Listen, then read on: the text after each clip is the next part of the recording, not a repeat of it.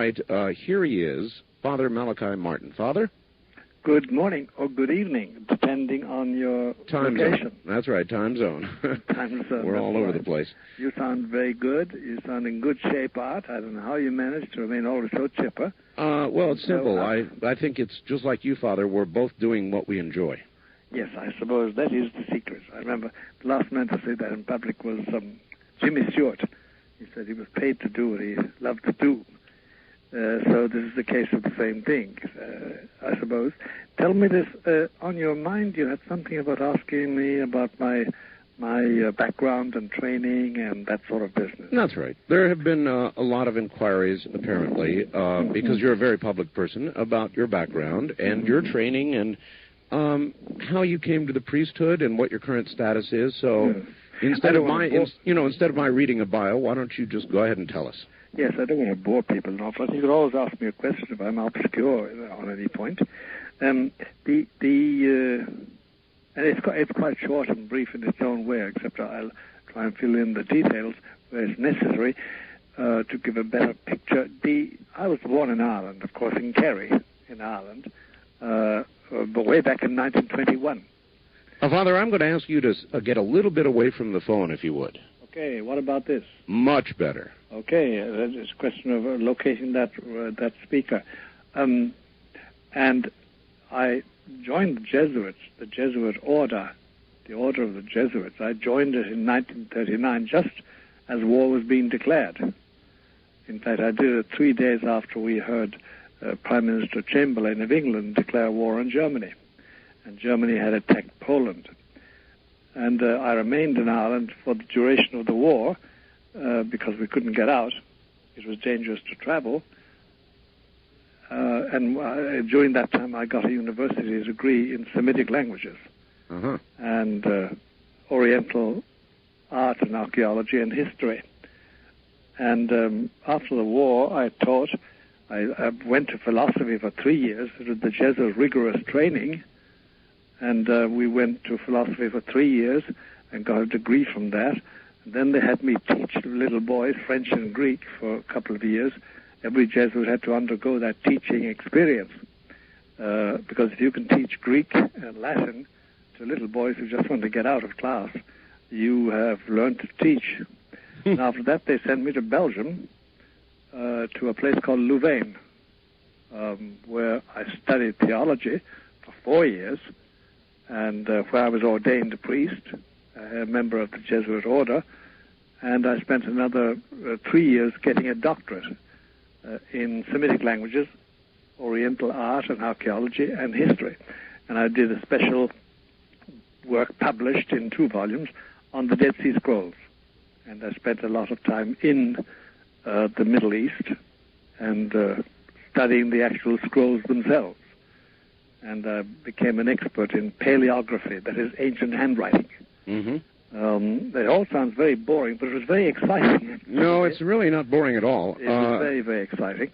And then they brought me back to Rome to a place called the Biblical Institute. That's the central part of the Vatican which trains professors of Bible.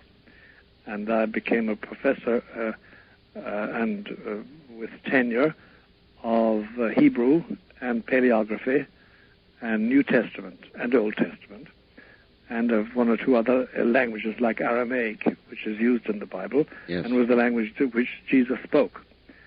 But I arrived just down there in 1957, 58, and the old Pope, Pacelli, Pius XII, had died, and his successor was John the 23rd. And his great collaborator was a Jesuit called Father Bear, Augustin Bear, a German Jesuit who lived in Rome, had been in Rome for years. And he took a shine to me, and his room was just beside mine in the Jesuit house. And at that time, John the 23rd was very keen on establishing a new relationship with the Jewish community. So he brought me over to John the 23rd, who was very keen to have some young man, and I was in my 30s, some young man who was trained in Talmud, which I was, and in Bible and in the biblical languages, because John was setting up a huge network of relationships with Jewish organizations in Europe and in America. And then, because he was going to hold a thing called the Second Vatican Council, which met finally in 1962 and lasted until 1965, lasted all of 3 years. John died in the middle of it in 1963, but his successor, Paul VI, kept it up, and I was functioning all that time. But, however, I had gone to my superiors in 1959, 1960, and said, look, I'm not satisfied the way things are going. And they said, why? Well, I said, because I don't agree with some of the policy decisions being made, and I don't agree the way these decisions are being implemented. All right. May I, if I can, stop you there and ask you a few specifics. What did you disagree with? I disagreed with changes, modernizations of the liturgy. And I disagreed also with the general trend in Rome at that institute was to diminish the age-old tradition about the nature of Scripture as being the Word of God. The dominant school of thought was a Germanic school which held that much of the Bible could be explained as a form of literature, as a form of popular myth-making. Somebody's story. Yeah. And that could, of course, if it were pushed, could affect the central beliefs that I had as a Catholic. Of course. Namely the divinity of Jesus, the fact of the resurrection from the dead, and hell, heaven, and purgatory, and everything finally. Because if you begin to throw doubt on the gospel stories, the historicity of the gospel stories, you're in trouble. And indeed, today, many Roman theologians will not state categorically that the resurrection of Jesus is a historical fact. They say, yes, it took place, but they won't call it a historical fact. Because it's what they call the higher school, or the school of higher criticism. So I couldn't agree with all that. And then there were other disciplinary matters, too. I thought that what had made the Jesuit order so successful was its inner discipline, and that was being loosened. But everything was being loosened in those days, Art. There was a spirit sweeping through the Roman Catholic Church as regards the old rules and the old discipline that resembled a tornado at its height. So anyway, so they decided that all right, if you want to go, you can go. Now, but I was a Jesuit with 4 vows. There was poverty and celibacy, or chastity, as you call it, and obedience, and then a 4th vow of obedience to the Pope.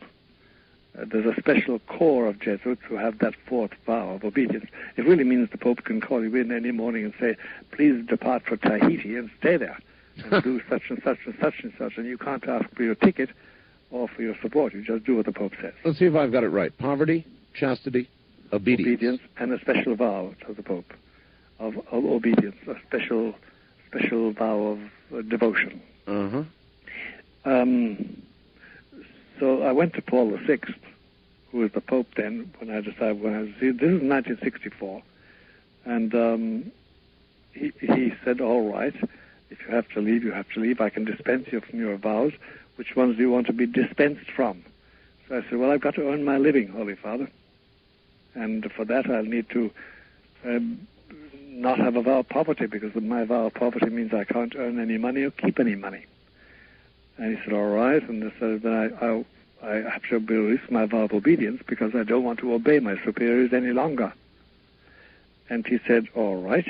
I said, I want to keep my vow of celibacy because I am a celibate and I want to remain celibate. The vow of obedience to you will be immediately, automatically dissolved. That's canon law if I leave the Jesuit order. And he said to me, well, do you want me to find you a bishop? At the present moment, there are almost 2,000 bishops in Rome at the council. I'm sure several of them would like to have you in their diocese. So I said, no, I don't want to be under a bishop. So he said, well, they won't like that. He's very funny, really. He had a sense of humor all his own. We used to call him El Gufo, because he looked like an owl with his face, El Gufo. And he said, well, they won't like that. No, you're not going to have a bishop. Where are you going to get your authority from? I said, you will have to give it to me, Holy Father, or your successors, by some special arrangement. But I want to be a priest. I want to be celibate. I want to write. And I want to have very active in TV and radio and lecturing and talking and confessing. And there's a storm coming over the church anyway, which you yourself are always talking about these days. And indeed, Paul VI was always talking about the storm let loose, like a tornado. Yes. And he finally ended up by saying, as you know, in public, a couple of years later, the smoke of Satan has entered the sanctuary of the church. We are now invaded. Anyway, so we talked about that, and he said, all right. But he said, then, what you are asking for is this. There's a form which you know of called laicization. And he said, many people make the mistake of thinking that a priest like you who undergoes laicization becomes a layman. And he said, as you know, that's false. You never become a layman. Once you're a priest forever. But laicization merely concerns who has authority over you. And you want me to arrange it so that no bishop and no religious superior has control over you. Mm-hmm. And he said, we'll have to make some special arrangements about that. Because he said, somebody must have some check on you. So he made those special arrangements, and there's always somebody in Rome to whom I refer my life to and discuss my money with. They don't ask for money, but they must know what I do with it. And they can always check on what I state in public if they don't think it is doctrinally safe. Mm-hmm. So he said, you won't be... You see, Rome is run by ministries. They're not called ministries in the Vatican. They're called congregations. And there's a ministry or a congregation for the bishops, and it's called the Congregation for Bishops. And then there's a ministry or congregation for clergy, and that's for clergy like priests, and so on and so forth. So, you are still a priest. Oh, yes. But you are simply a priest now who is allowed to write books and derive income from those books. That's right, but I'm not under any of the congregations directly, because I don't belong to a bishop and I don't belong to a diocese. So you're a renegade priest. No. No. In fact, a lot of people would like it if I were, because writing for all that length of time and talking to so many people over so much radio, they would like it if I swung away, because I'm really known to be fuddy-duddy conservative. And you know me as that, Art, I think. Well, that I guess I was conferring an honor upon you in a way. I fully realize you're a very conservative priest, and in that sense, in light of today's church, you are sort of a renegade. That's right. In that sense, yes. It sometimes puzzles Catholics, because they're used to priests who are either members of religious orders or who are under a bishop in a diocese. And I'm not either of those things. Mm-hmm. And no congregation in Rome will claim authority over me. But I'm not alone in this matter now. There are well over 1,000 priests throughout the church in the same status as I occupy. But it's very hard to explain to people, because once they hear that you've been laicized, they say, oh, well, you're a layman, though. But you're not, actually. Or we're not. I'm not. So in every sense of the word, you are still officially a priest. Oh, yes. Yes, and there's no doubt about that, whatever. It allows me a certain great latitude, but it also puts restrictions on me, because I can't back every political cause I'd like to back, because there are limitations on me for that. Mm-hmm. I'm not supposed to... I don't think priests should be politicking. That makes me want to ask you about your political views. Yeah, I have views, of course. I'd be a dumbbell if I hadn't got views. But to fling one's weight into a political fight, which I sometimes would love to do, I restrain myself because I think, between you and me, I think that the one thing Jesus dislikes is politicking clergy, because he had a lot of trouble with it in his day. So I think that...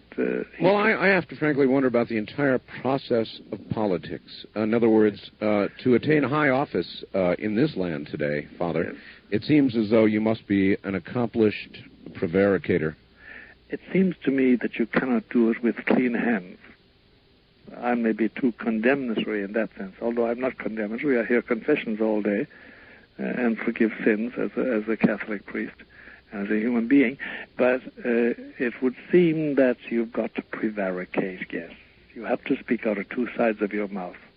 You have to promise knowing you will not fulfill your promises, and you have to pretend you side with an issue because it's good for you for re-election. Is that a sin? Or would you say that even a good man trying to enter the political world to do good things, yes, would have to do what he has to do to get where he wants to go, to do the good things he wants to do? Yes, it's complicated, but I think it's quite clear what you're saying. Well, I suppose that there are limits, you know. There are certain exaggerations that are now allowed, which are understood to be exaggerations on a politician's mouth. Father, hold on just a moment. We're at the bottom of the hour, and we'll be right back. Back now to Father Malachi Martin in Manhattan. Father? I asked, there's a point in connection with what we were just talking about in the previous hour, and it's this, that you call me Father. Yes, sir. And the priests are normally called Father. It has become the habit that if you're not called Father officially, since I have 3 doctorates, I chose to be called Dr. Martin or Father Martin. Many people have called me as that, and there's no difficulty with that, except, for instance, in the Archdiocese where I live in New York, the Archdiocese does not want any priest that's not part of the diocese, and I'm not part of the diocese, and not to wear clerical clothes, yes, brown collar and the black suit, yes, or not to be called Father officially. But I just want to note that a lot of Catholics, they meet you for the first time and they find out you're a priest, but you're wearing a shirt and tie. Well, they find that shocking. Is it okay to call you Father? Oh, yes. Good. That's what I am, and that's what I profess to be. Good. I'm just noting that small point as a consequence of the status I sought to get. About politicking clergy, yes, about politics itself. It's a very, very trying affair for the soul, Art, I think, because you've got to make so many compromises. Well, yes, and I don't want to launch into a big political discussion, but I'll say this about politics. There was a day when I discussed it frequently, or even most of the time on the radio. And in the last years, Father, yes, it seems like what they argue about and discuss in Washington is more and more irrelevant to our lives. Me too, it seems so. To me too, it seems so. And therefore I'm not very interested, unless you wanted to discuss some political problem, case, situation. Not me. Not me either. I don't find it interesting. And then I find the majority of my fellow citizens, ordinary men and women, are not really exercised about it either. They have other problems and other considerations. And there's something new happening anyway out there, as we say, with the demographers. There's something new happening to men and women. There's a new situation in the minds that I don't think the politicians yet have tumbled to. They don't know what's going on.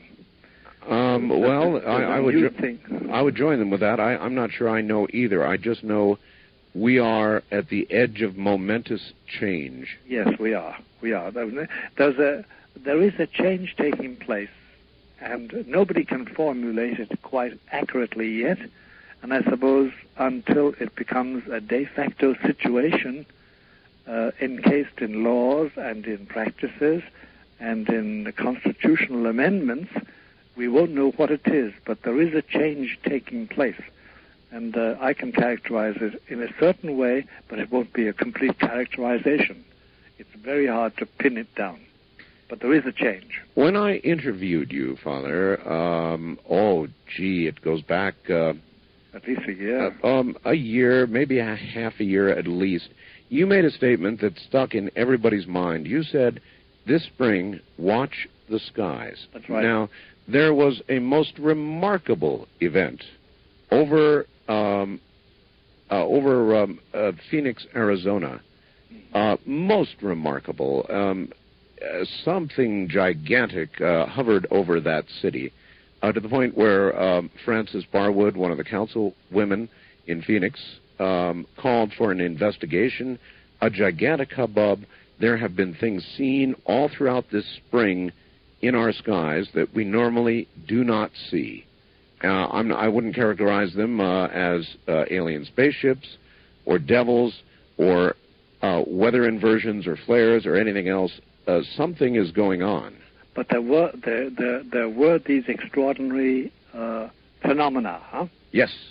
Well, Art, I'm very glad you've told me that, because nobody else did. Nobody brought it to my attention. What I used to say, and it still holds retroactively, that if between the end of winter, 97, and the end of spring, 97, there were such signs in the skies, then that heralded something very, very awesome, and something awesome and therefore fearful within say 6 or 9 months of that time.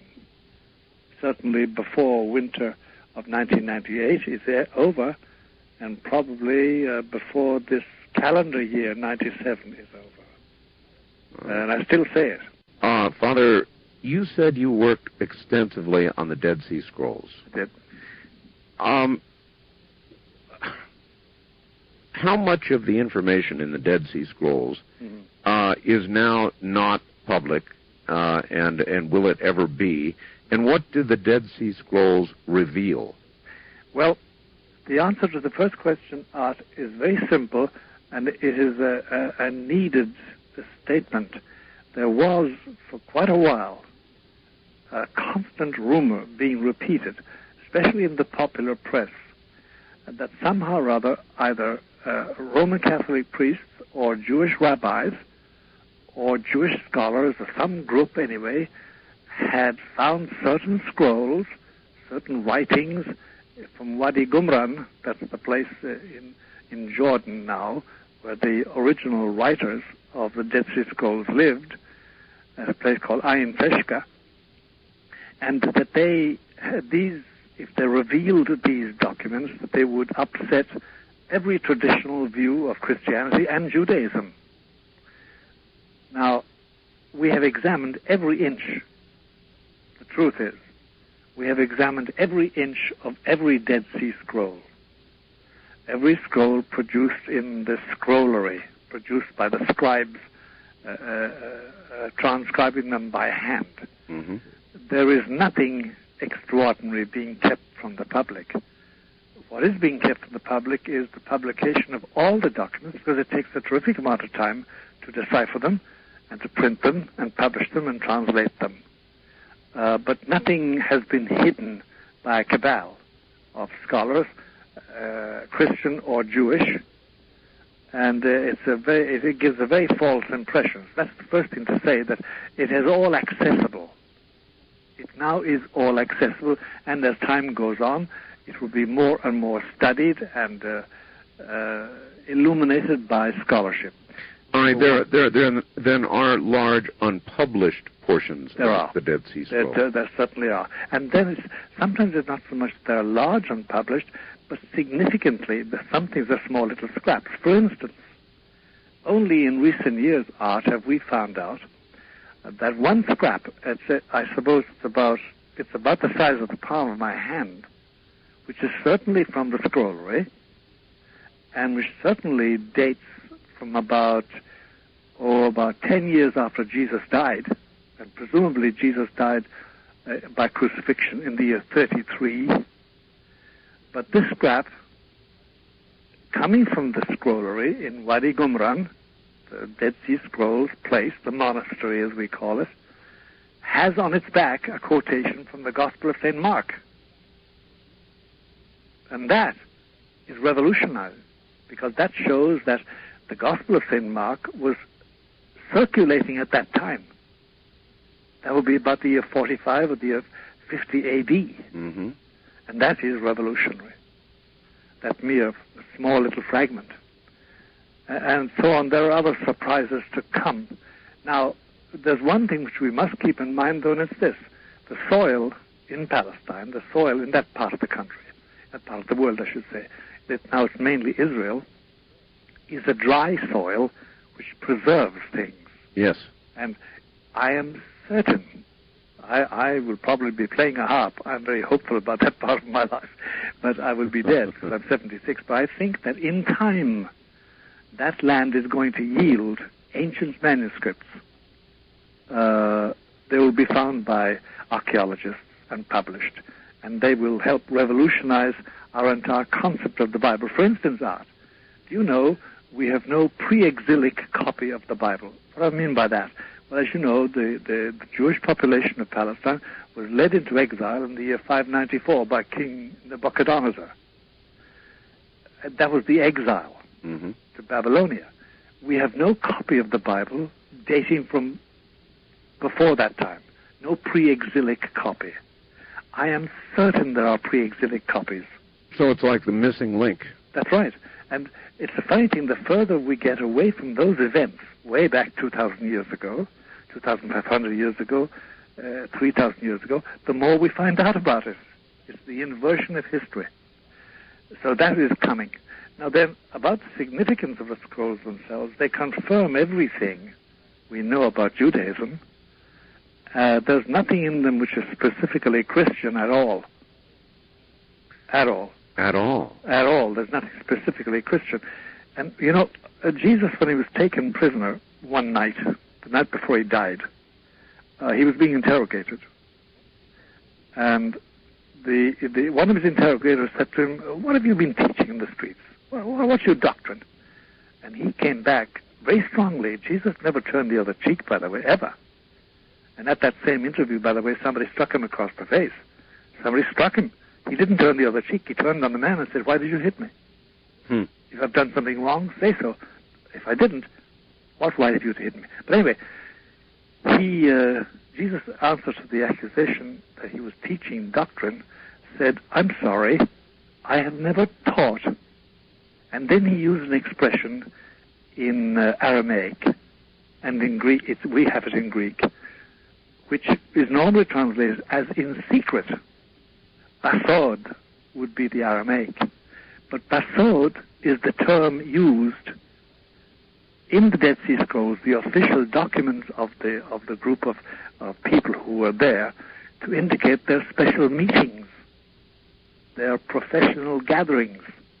So what he was telling his interrogator was, look, there are those fellows out there by Wadi Qumran, and they're revolutionaries, they're Essenes, and they're zealots, and they are your enemies because they're revolutionaries. But I don't belong to them. I don't teach in their gatherings. I don't frequent them. So there are traces that Jesus knew about it, like that, in the New Testament, if you know how to read it. But there's no, in the Dead Sea Scrolls themselves, there's nothing specifically Christian at all. There's a lot, though, can be learned about the times in which Jesus lived and what people believed. And I could spend the next 3 hours going through the New Testament, pointing out where there's an incidence between Dead Sea Scrolls and the Gospels. But that's not really relevant for the moment. All right. I want to ask you about something very recent on the horizon, Father. There have been a number of people. There's a new book out by Mr. Drosnin called The Bible Codes. And while I have not interviewed Mr. Drosnin, I have interviewed a man called Stan Tenen. Yes. And he has, for 30 years, been working on the ancient Aramaic. Yes. And claims to have, this is very interesting, to have deciphered, yes, indeed, a code in the Bible, in ancient Aramaic. Aramaic, I guess. Aramaic, yes. Thank you. And he claims, a most fascinating discovery, that these codes translate into geometric patterns that, if viewed, actually allow, for example, in Genesis, one to enter a state of experiencing not just what is written in Genesis, but what actually occurred. It's a most intriguing... I must read that book out. I haven't read it yet. So that, and then he claims, of course, that some people have not come out of the experience as whole people anymore, really? And that only those who are the most pure are able to have this experience. Anybody can have it, but not anybody can come out of it totally sane. Gee whiz, I didn't know that.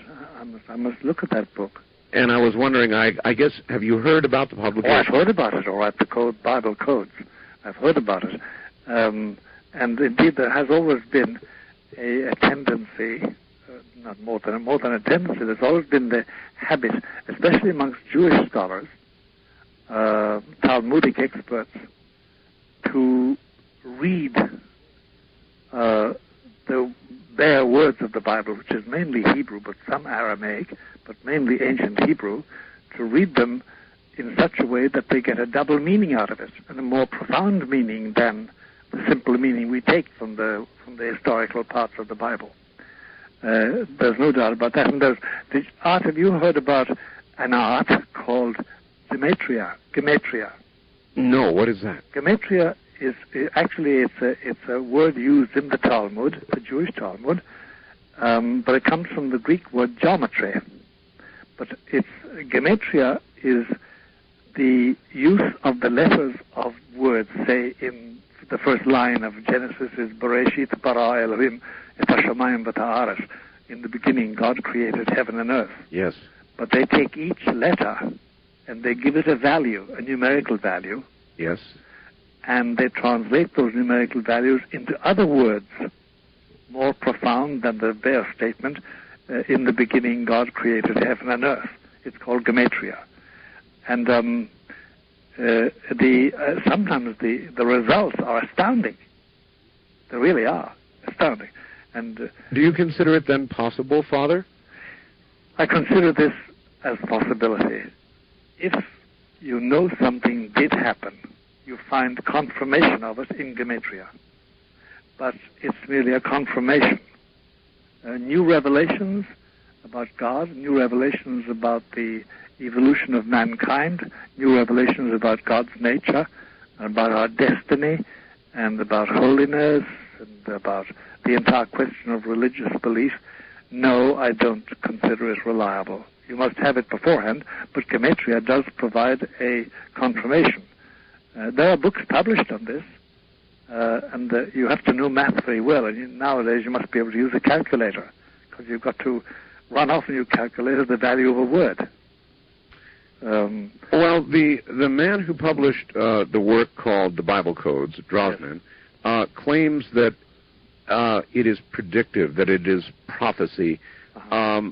I find that explanation far less elegant than Mr. Tennant's, which is that these geometric patterns produced by the Bible codes actually allow one to experience what is generally written in the King James Version, for example. Yes. And that's a very elegant explanation indeed, and if true, I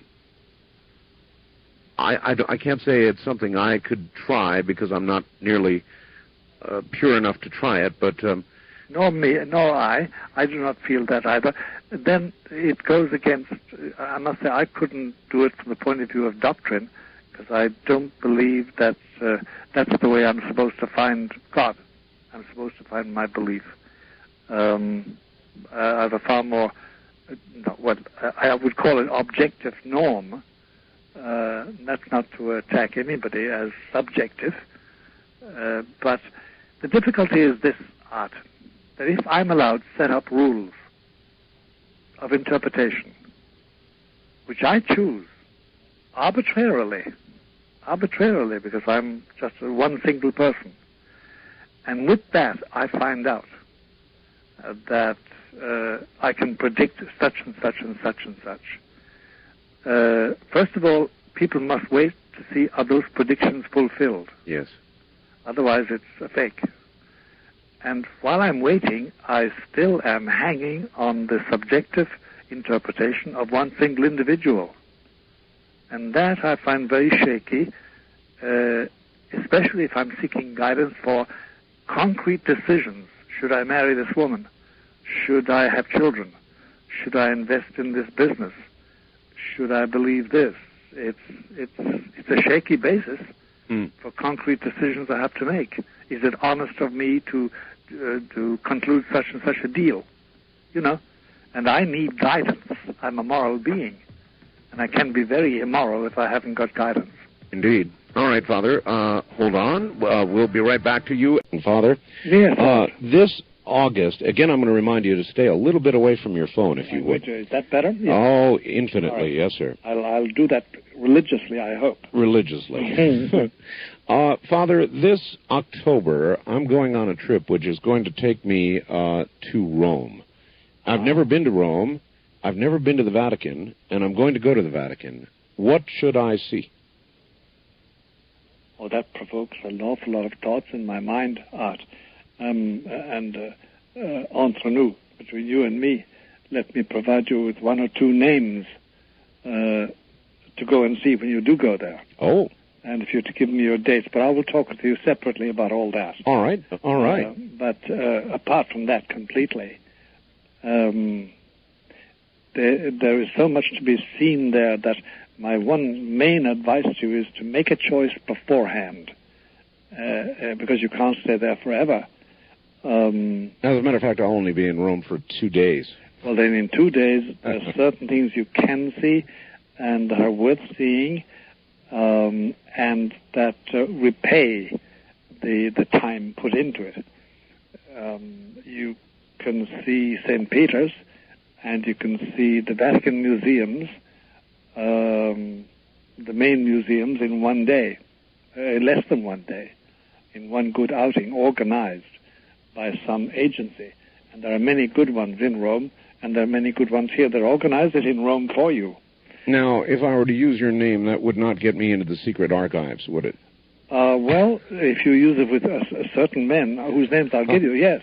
Oh, my. It would. It'll get you a visit there. It's a fantastic thing. Do you know there are 7 miles beneath the surface of Rome? 7 miles? Secret archives. And you enter this thing, and when you enter it, the light goes on, and as you move through it down along the passageways, the light behind you goes off, and the light ahead of you goes on.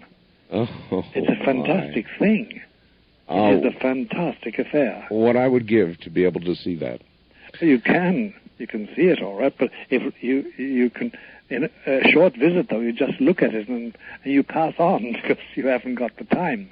Right. But you can see it, and then there are various other parts of Rome which should be seen.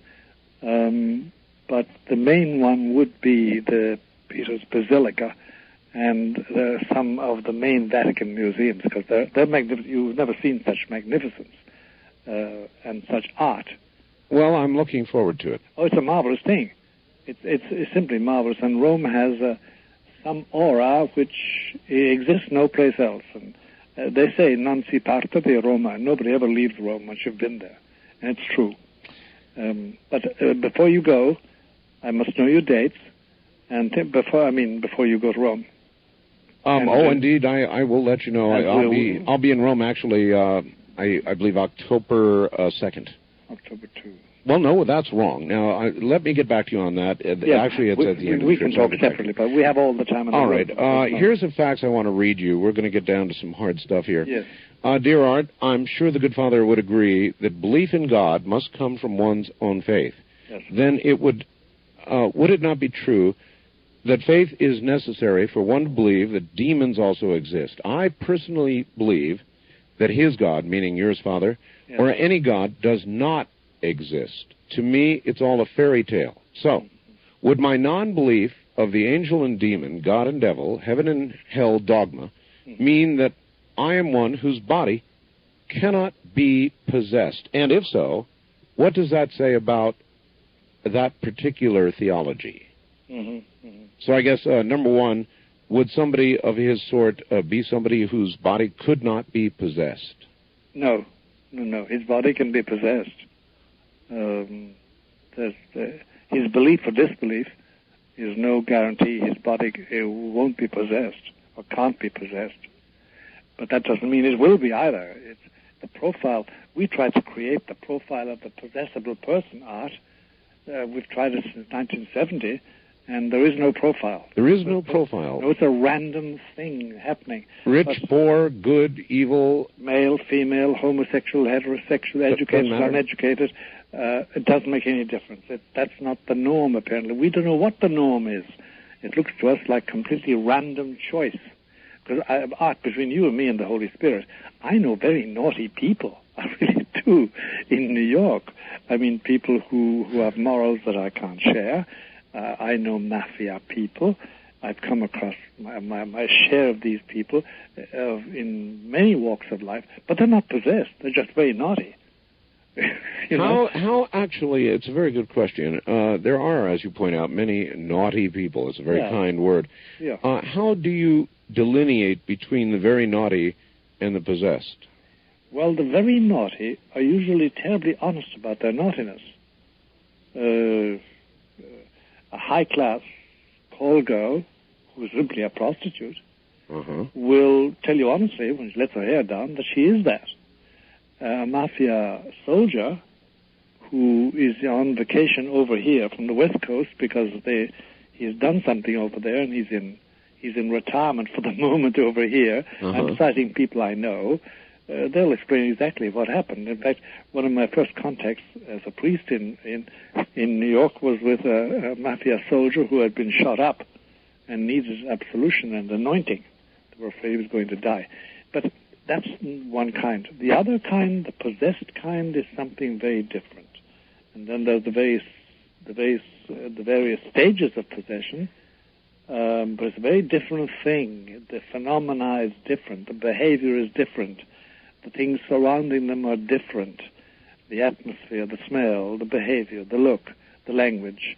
Father, does possession come upon a person slowly, in stages, or does it come all at once? Slowly and in stages. It's like any addiction. It becomes, for instance, we're dealing now with a new generation, Art, really. They're always 20-somethings or 30-somethings. Very few 40s. But they're in the 20s and 30s, and the situation is generally the same as the young man who came to me about 15 years ago and said, "Look, Father, I wanted such and such and such and such and such and such. And I made a pact with the devil. I said to him, if you really are Satan, and if you have power, give me this." And he said, "I got it." And now he said he won't let me go. And he did it slowly, and then I inquired into how it happened, and his mind got used to the idea of asking for help and for really a leg up.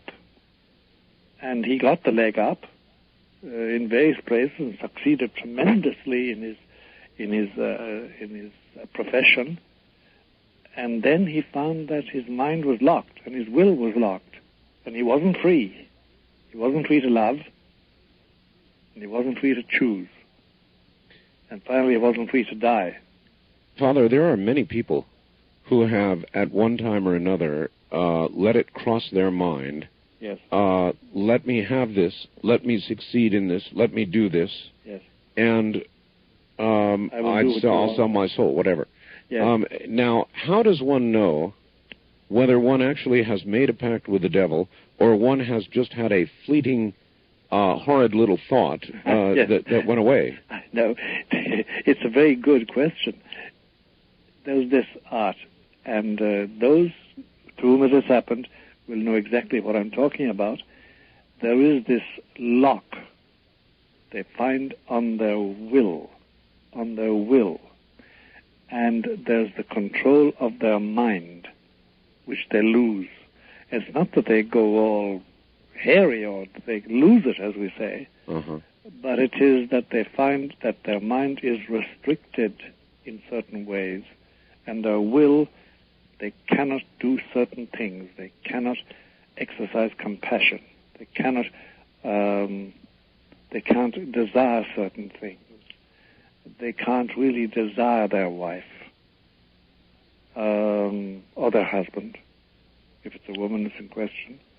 It's the peculiar lock on the will, and that's generally what sends them, the ones that are saved, sends them running for a priest or an exorcist.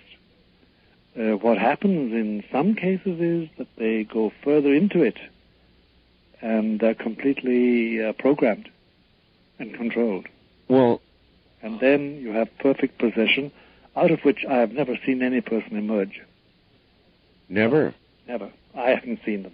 Now, I'm only 76. So it is not, sir, the classic possession that we all recall from The Exorcist. Not that, but a more perfect...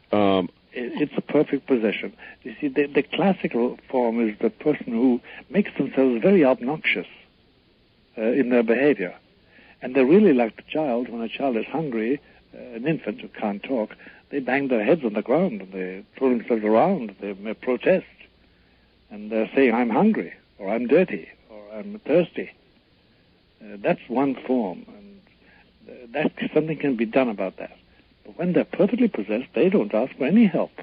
And they eschew any help. And you can... How many people, Father, do you think are in that condition? Let's just talk about America right now. Forget the rest of the world. Mm-hmm. On a percentile basis, you mean? Sure.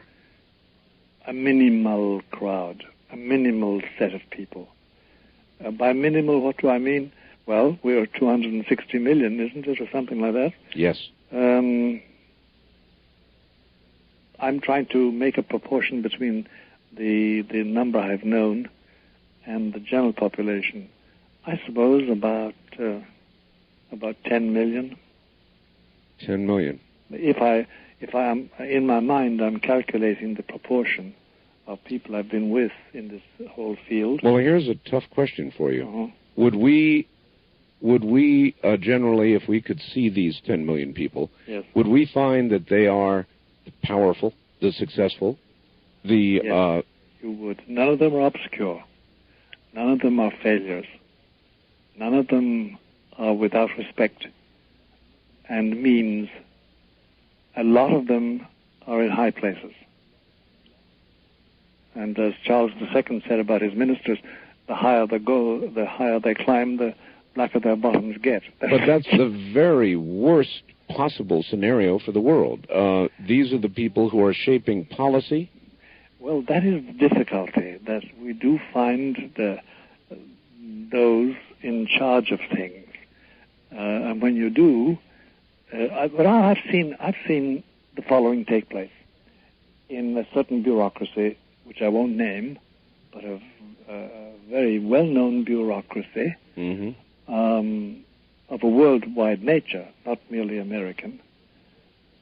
People by men and women of ordinary means, some of them Hindus, some of them Christians, some of them Jews, some of them nothing at all, but with a natural, what I know, for want of a better phrase, civic virtue, isolating somebody who's obviously perfectly possessed and getting rid of them. Because somehow or other everybody agreed, there was a consensus that this person was in alliance with something that militated against our best instincts as human beings. I've seen that happen. And not for any religious motive either. Consciously religious motive. Uh-huh. Do you understand what I'm saying? That they felt uncomfortable in the presence of this person. And yes. Also saw that the direction of their actions and decisions, which they had power to take within the bureaucracy, was evil, just humanly. I've seen that happen. But yes, there are people in very high places, as well as in normally high places, who are perfectly possessed. There's no doubt about that. And they will never be saved. As far as my experience in life goes, Art, I don't doubt God's grace or God's greatness and God's power, but neither do I doubt or belittle the power of Lucifer, because he is the prince. Satan is something else. As you know, it's not the same being. Satan and Lucifer are different, one from the other. But I don't belittle the power of Lucifer. He is the prince of this world, as Christ called him. and he has his kingdom, and at the present moment he reigns supreme in the middle plateau. Well, if Lucifer yes. has all of these perfectly possessed people yes. That are in effect in league with, have made a deal with him, that's right, then why does Lucifer from time to time do this horrible thing and possess the otherwise totally innocent who have not asked for in any way any sort of deal with him? Well, nobody is possessed against their will. You always say yes.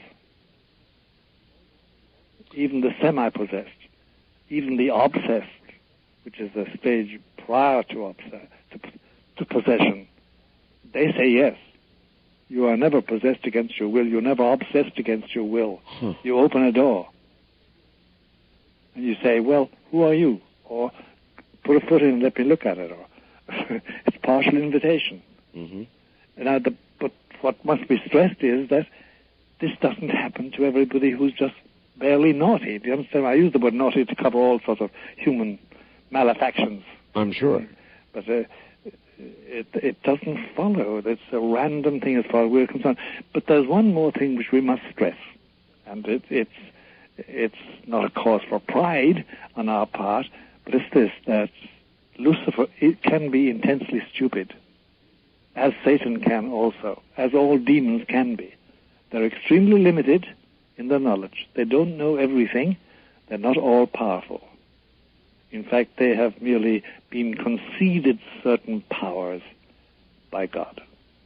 And that is one of the mysteries of this creation, why evil spirits have been given power. But that they have, and that they reign supreme on the middle plateau, there's no doubt about that.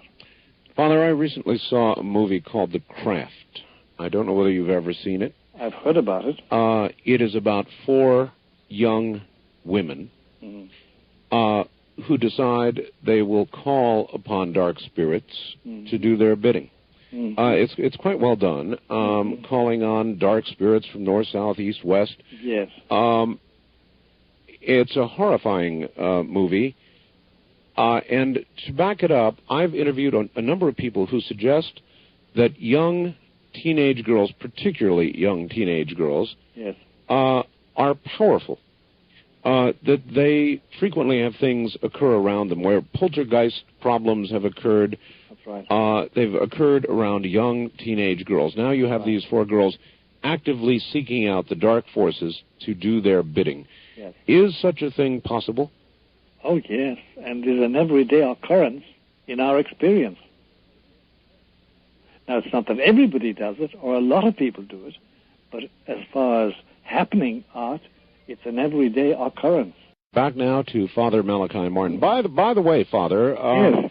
WABC Radio in New York, the big one there in New York, is having discussions with us presently about possibly getting on the air there. The Big Apple. And for 2 Saturdays recently, we sent them programs that we had done in the past, which they ran from, I think, midnight to 5 o'clock in the morning. And one of those programs was one of the ones I had done with you. Oh, thank you very much. So you were heard widely there in your own city. Thank you very, very much, Art. At any rate, I considered it one of the best, and so we sent it along and they ran it, and I thought you'd want to know. I certainly do, and thank you so much. That's excellent. All right. Father, is magic real? The best answer, the most accurate answer is yes, there is a magic. There is a magical system which is real. All right. As an example, again, I refer to the movie The Craft. Yes. In that movie, it showed there was a dispute between a couple of the young ladies. One grabbed a hank of hair from the other, and they began doing these dark spells. Right. Yes. And in the movie, this girl who had this magical spell cast against her began to lose all her hair, began falling out. That kind of magic, Father, real, tangible, things that can be done to other people. Yes, that can be, under certain conditions, can be real and effective and horrible. No doubt about it. It can be. So it can be, in effect, foisted off from one person to another using dark forces. Yes, under certain conditions. Under certain conditions. And one would want to outline those, but in general it is that both the hexer, the speller, the person doing it to somebody else, must have an arrangement, be in league with, yes, have a pact with, yes, demonic forces, and the person affected must lack protection, because we all need protection. And what protection is there? To put it in human language, on this level of understanding art, it is the arrangement whereby I, at least in general, in my life trend and in the way I behave, I follow the dictates of what I call my conscience, which is really my angel, because we're all assigned an angel to protect us. Because on this again, in this context, there is always danger of being attacked by demonic forces, either directly or indirectly. And we have an angel, a guardian angel, we call it, or him, or her. There's no sex involved, but we use him or her or it. We always have an angel who can protect us. If we forsake that angel, and the general trend of our life is in the very opposite direction, then we are liable. There's no doubt about that. And I can't tell you, I have one whole filing cabinet full of letters from people who are victims of that. You are now 76? That's right. 76 years old. Actually, truthfully, I'll be 76 on July 23. On the 23rd? Yes. Oh, my. When I talked to your secretary yes. The other day, she said you were, at the time we talked, at an exorcism. That's right. You're still doing exorcisms? Oh, yes. At the present moment, it's usually directive. That is, that I'm in charge of an exorcism. I'm not usually doing it myself. I don't need to, because there are 2 or 3 going on at the same time. And I decide what must be done, interview the people, and assign it, and then observe, and at times step in to correct something. It goes on continuously, because since I started this work in the United States, and that's about since 1970, and it's now 1997, 98, coming into it. Yes. The incidence of possession, and therefore of exorcism, has increased between 750 to 800%. Wow. An enormous, and this is only in the northeast corner, Art. In the northeast corner. The increases, and then the amount of covens that have sprung up, genuine covens. Yes. Is enormous. When you say coven, would that be, for example, Wicca? Yes, there are Wicca covens, and these are coven is a general term for a group of people who are linked together by one main point: adoration and service of Lucifer. Huh. Many people involved, Father, in Wicca will tell me constantly that they are not of the dark side. Oh, yeah, there is a white Wicca, as they call it, and it's really nature worship and that sort of business. You know, it's innocent in that sense. It's a reversal to the gods of nature and the gods of nature as such, and that of course has its own liabilities as regards belief in God itself, in God Himself.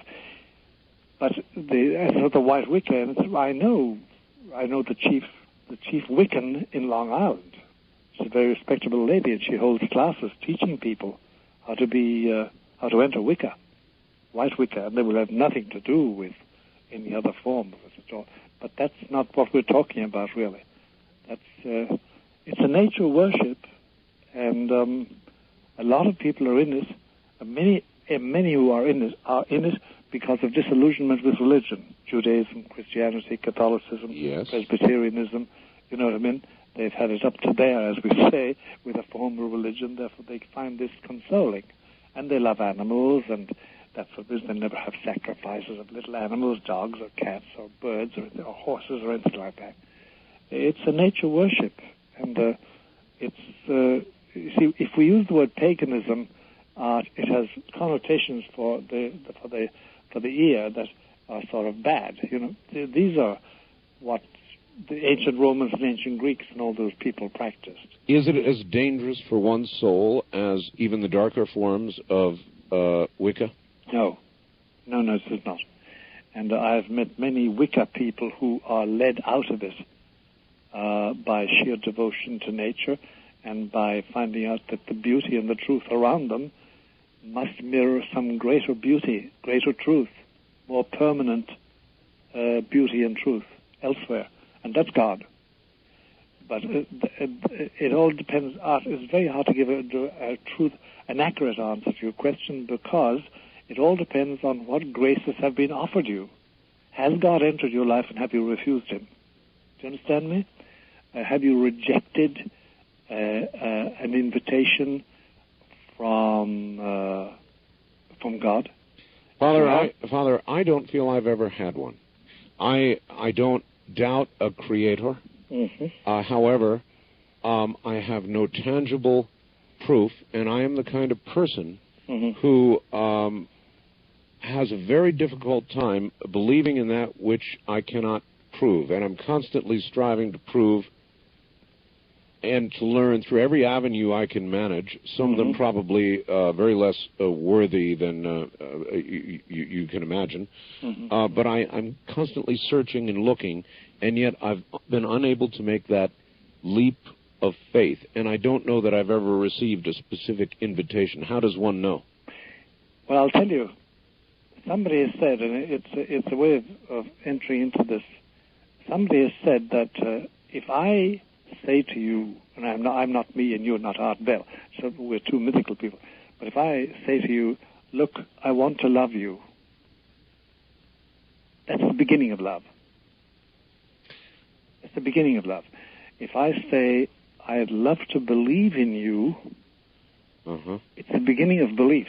In fact, there's no Jewish theologian or Christian theologian who would dispute the fact that if you say that, it means that it's a grace in itself. It's a grace in itself. Just to say the words. Just to say the words. Because otherwise you'd be feckless. You wouldn't bother. You wouldn't bother your head. You regard it all as piffle, as nonsense, as garbage. And there's this about it too, Art. There's this about it also, that you can be drawn along for decades by the wish that one could get grace, and one doesn't, apparently, consciously, mentally, rationally, and all the while you're getting grace, because grace is something of which you're not conscious. Does it come upon you as a slow stage possession would? That's right, it does. And it comes upon you in this, that when you find that, for instance, the fires in you that once upon a time tended you to less good actions, tended you to less pure motives, that limited your original fits of anger, of lust, of gourmandise, of jealousy. You find those fires dying down, and a certain pacific sense entering your inner being, then there's something taking place. But is that not a natural progression of age? No. experience teaches me, and I'm long enough at it, that on the contrary, in my native language, Gaelic, Dolanishach or Dolanolcus is a famous phrase. Getting older and deeper into sin. The older you get, the worse you get. Pastorally, it's not the way it is art. People do not mellow and mature and get gentle and calm and compassionate. On the contrary, they don't, except some people do. Well, then maybe there is some hope for me, because surely those things are occurring to me. Those things you described, yes, as I grow older, are occurring to me. I know they are. And what God must do in your case, and my case, and every case when he wants them, he must purify the rust in you. Whatever erroneous thoughts you ever had, whatever excesses we committed when we were younger, and more stupid than we are at the present moment. Oh, believe me, there were many for me. Oh, well, we all have them. There's no human being who, if they're honest, doesn't say the same thing. But the difference between the men and the boys is that there's that. You know, somebody has said, and it's true, between the ages of 35 to 55 or 65, it's a corridor of youth. Mm-hmm. And at the end of that, and towards the end of it, we begin suddenly to realize certain lessons we have learned, if the grace of God is working on us. And you see, God has no form. We say he because that's the way the Bible speaks, and that's where we talk in human language. And we have no neutral words in our English language anyway to express his existence. But he draws us along gently, I think, until finally he can perfect it before we die. So that when we die, we go to him and not elsewhere. Good. Here's a fax in. I have suspected, Father Martin, that I may be possessed, very subtly, for a long time now. How it started is a long story, but after listening to you, my suspicion is now much stronger. Please tell me if there is anything to do about this, or what it means for my soul in the long term. I'm really scared. Please help. Unsigned, of course. Well, now, Art, in this case, you see, we don't know what religious denomination this person is, whether Christian or Jewish or Hindu. Does it matter? Well, it does, because of the things we can appeal to for understanding. You see, look, you and I now already, from all the talking we've done together, we have a mutual understanding. Yes. You haven't got to explain your terms to me at all. And I know where you're going with a sentence. And you know generally where I'm going when I'm talking. But with a total stranger, you have to have some surface markings. You must know what's in their background by way of education, what religious, if any, ritual they have followed or been exposed to, and what are their thoughts, and then what has happened to them in concrete life situations with their wives or their children or their husbands. Mm-hmm. This particular person, what I would say to them, whether they mean something to them or not, they should start saying a simple prayer. And it is to Christ. And it is this, it's 5 words. Hide me in your wounds. And see the effect of that prayer on them. And that they can always write to me, if necessary. Can you perform an exorcism on somebody who is a non-Catholic, or even somebody without apparent faith? Sure you can, if they consent. I mean, if there's a basic consent. There's a civil as well as a religious aspect of this. There's a civil aspect. You can't do something to somebody unless you get the consent of somebody who is authority over them. Is it possible to perform an exorcism on somebody without their consent? In other words, in worst case scenario, could somebody literally be tied to a bed or bound in some way by family members and have somebody like you called in? Yes, but you have their prior consent. At some given moment, they've said yes. There must be something like that. Otherwise they're perfectly possessed. You're violating their civil rights. You're limiting their actions. You know what I mean? Violating their civil rights. Yes, because, I mean, if we suspect that John X is possessed, if we have strong reasons for thinking so, unless we have John's general consent or his particular consent, and John is over 18, he's an adult, we just can't aggress him and tie him down. Not in this day and age. So you can only exorcise those who are less than perfectly possessed. There is no exorcism for the perfectly possessed. None. None whatever. The perfectly possessed, you can give them a bottle of holy water and they'll drink it. They can handle a host, a consecrated host at Mass. It means nothing to them. They can look on a crucifix and say, oh, well, that's Romanesque, and it probably is 9th century. You know, it'll mean nothing to them. You said that exorcisms in the Northeast, at the very least, are up 750 to 800%. Right. That's terrifying. And what does it mean to you? What's coming? Oh, it means art, not to put a tooth in it, as they say in the English.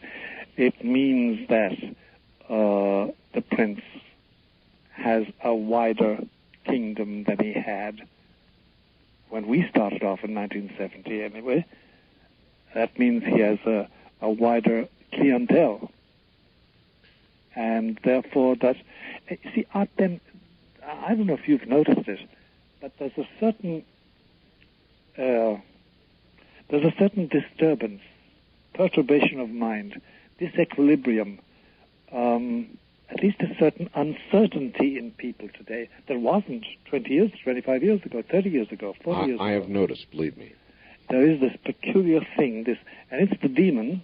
There are demons assigned to do this to people, and you get up in the morning and you feel lousy, and you're discouraged about everything, and there's no apparent reason for it. You've got money in the bank, and your wife or your husband are very happy with you. The children are all healthy, more or less, and there's no war on, and nobody's out to kill you. And yet you're dissatisfied and empty. And yet you are empty, dry, and despondent. Yes. And that means that you're under attack. That means that they want also to affect your spirits so that you spread dissatisfaction and you spread discontent and you spread unpeace.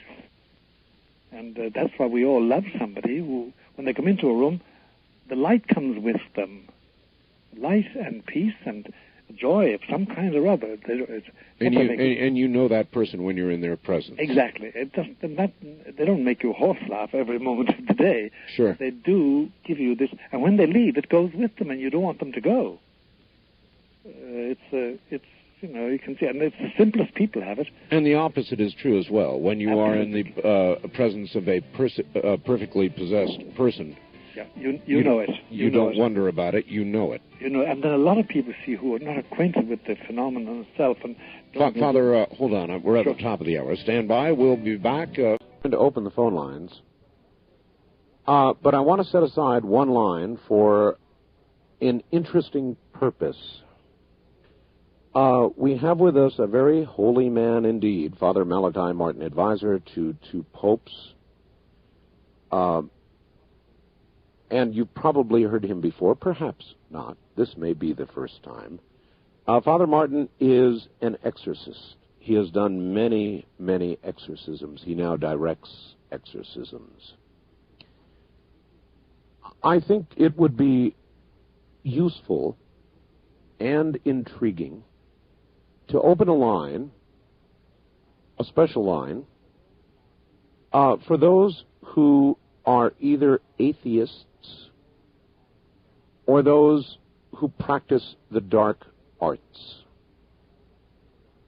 And I would like to hear your comments, and I would like to hear an interaction. Yes, this invites controversy, but that's what we do here. And it really is a classic... See, how can I put this? I guess I want to show a classic delineation between good and evil. We have good, and I know there's plenty of evil out there. So I'm actually inviting it on one line. I would ask the audience cooperation. Otherwise, you can call any of the other numbers, But I am going to hold one line open for those of you who claim to be atheists or practice the dark arts. That line is area code 702-727-1222. I'll repeat it again, and I would ask everybody else not in that category to please now hang up. Area code 702-727-1222. Heaven knows, or maybe that's a poor expression, I can safely say that I get many, many calls and faxes from atheists. I would be interested in hearing from you. Many calls from those who practice the dark arts, magic, whatever you want to call it. So again, I request the cooperation of the audience in not calling that number unless you are one of the above. It is area code 702-727-1222. It should be intriguing. Father, welcome back. Thank you. We have done this on previous programs, Father, but yes. If you would, describe for the audience, before we get to the phones, exactly what a real exorcism is like.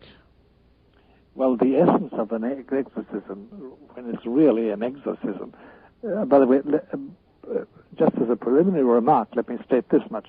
A lot of people have the idea that reciting healing prayers over somebody is an exorcism. It's not.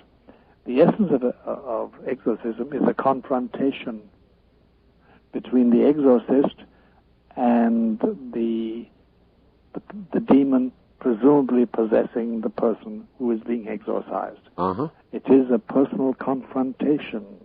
Question and answer, and command, and question and answer. It's not a question of a beautiful prayer or aspirations. All that can be included one way or the other, but the essence of it is the exorcism itself, the confrontation, and the idea of the confrontation is to relieve this person of the power possessing their will and their mind, therefore their soul.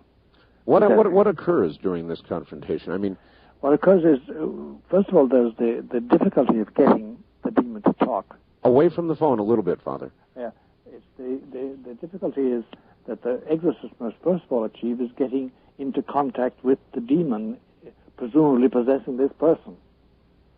That's the first thing, and that sometimes takes some time. Sometimes no, but sometimes it takes a long time. A lot of cajoling, a lot of abuse, and a lot of effort. And there are certain rules that the exorcist must follow, otherwise he's going to fail. Number one, when that does take place, when there is contact and there is dialogue, then the exorcist must find out the name the demon assumes. The demon always assumes a name when he possesses somebody, and how long it's there, and why it's there, and then get its consent to depart. And that's the essence of an exorcism. To get its consent to depart. Suppose it obviously does not want to depart. It doesn't ever want to depart. You've got to get its submission.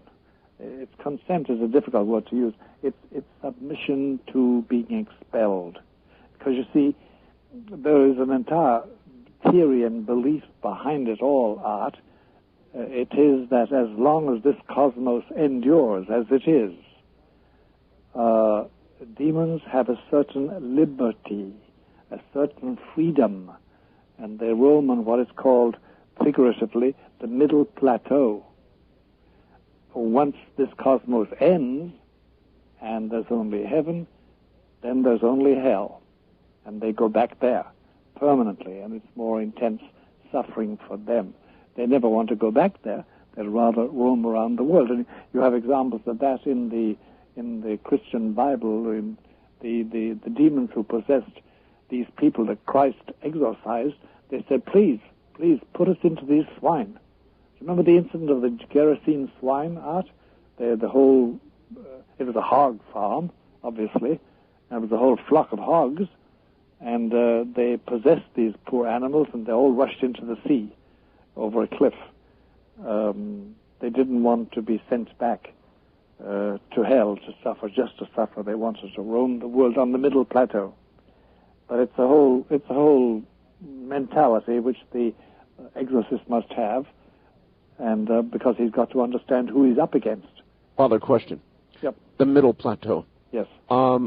Remote viewers, psychics, people who claim powers and insight that others do not have, are they dabbling and moving within and joining with this middle plateau?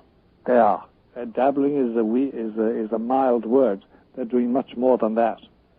And it's a very dangerous thing because you can be locked into it and eventually end up possessed, certainly obsessed.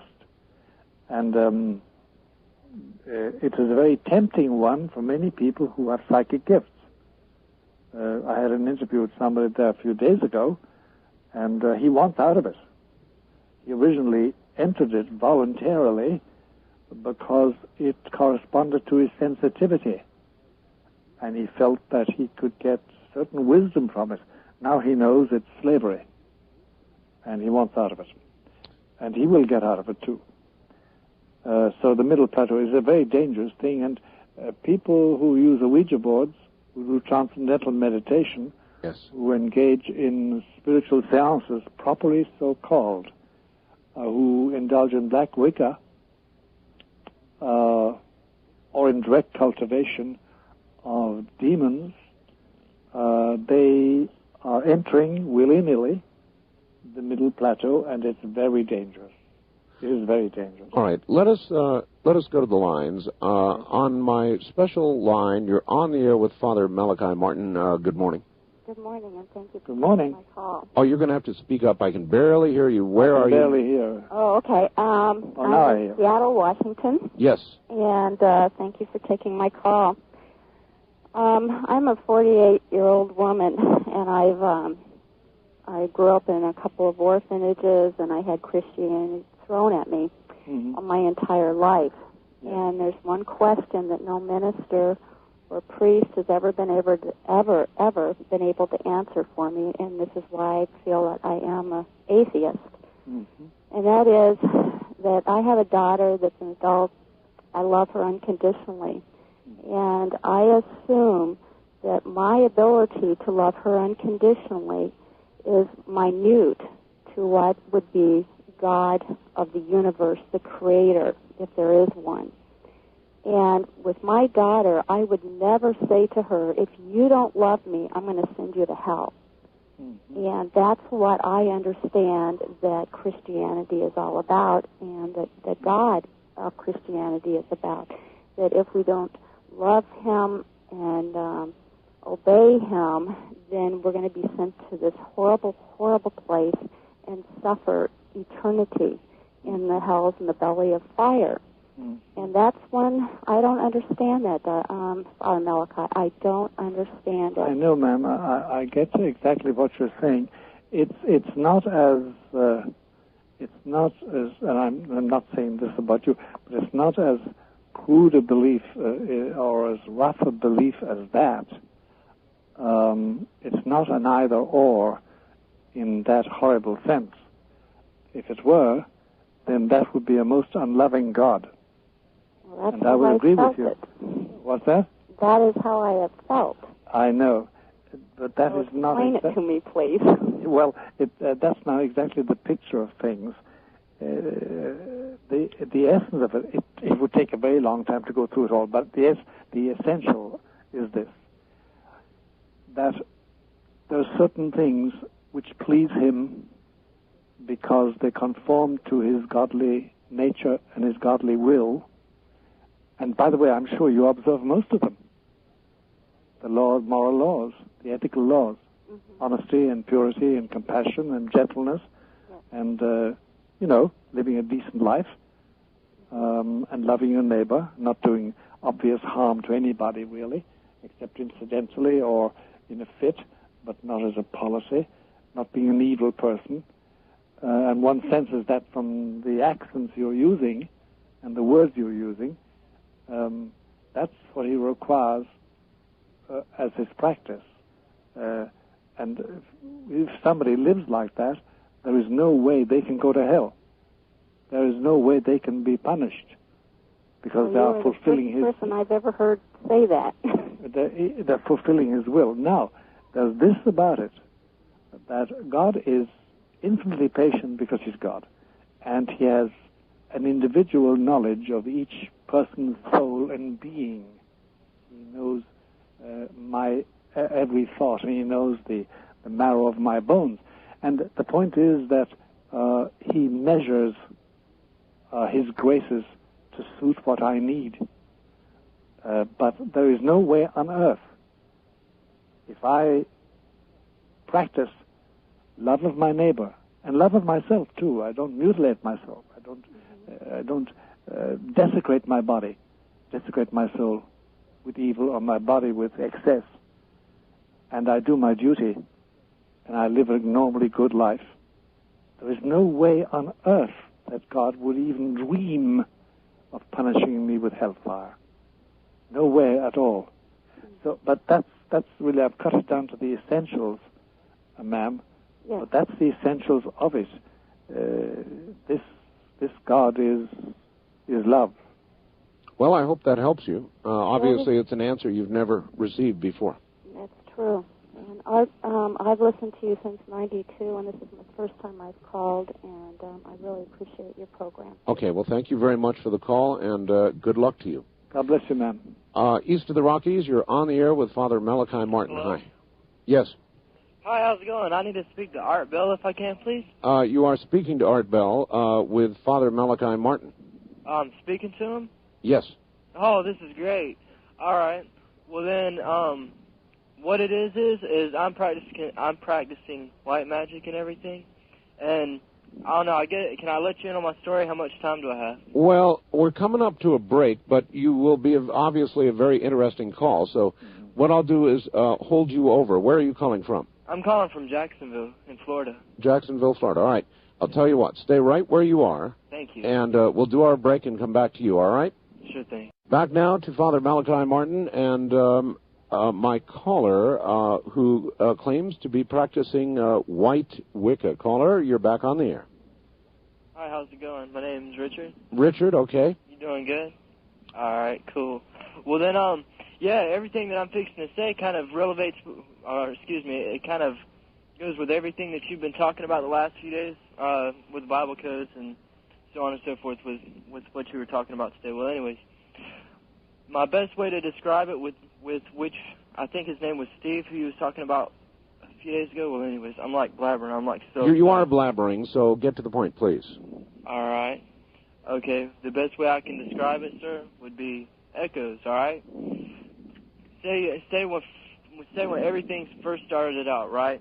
You got nothing, and then what happened is this nothing took consciousness. That consciousness is that gets you up feeling in the morning, and it's just zinging right out there. That's what God is right there. He's everything that's good and that's great and that's creating all, right? Okay.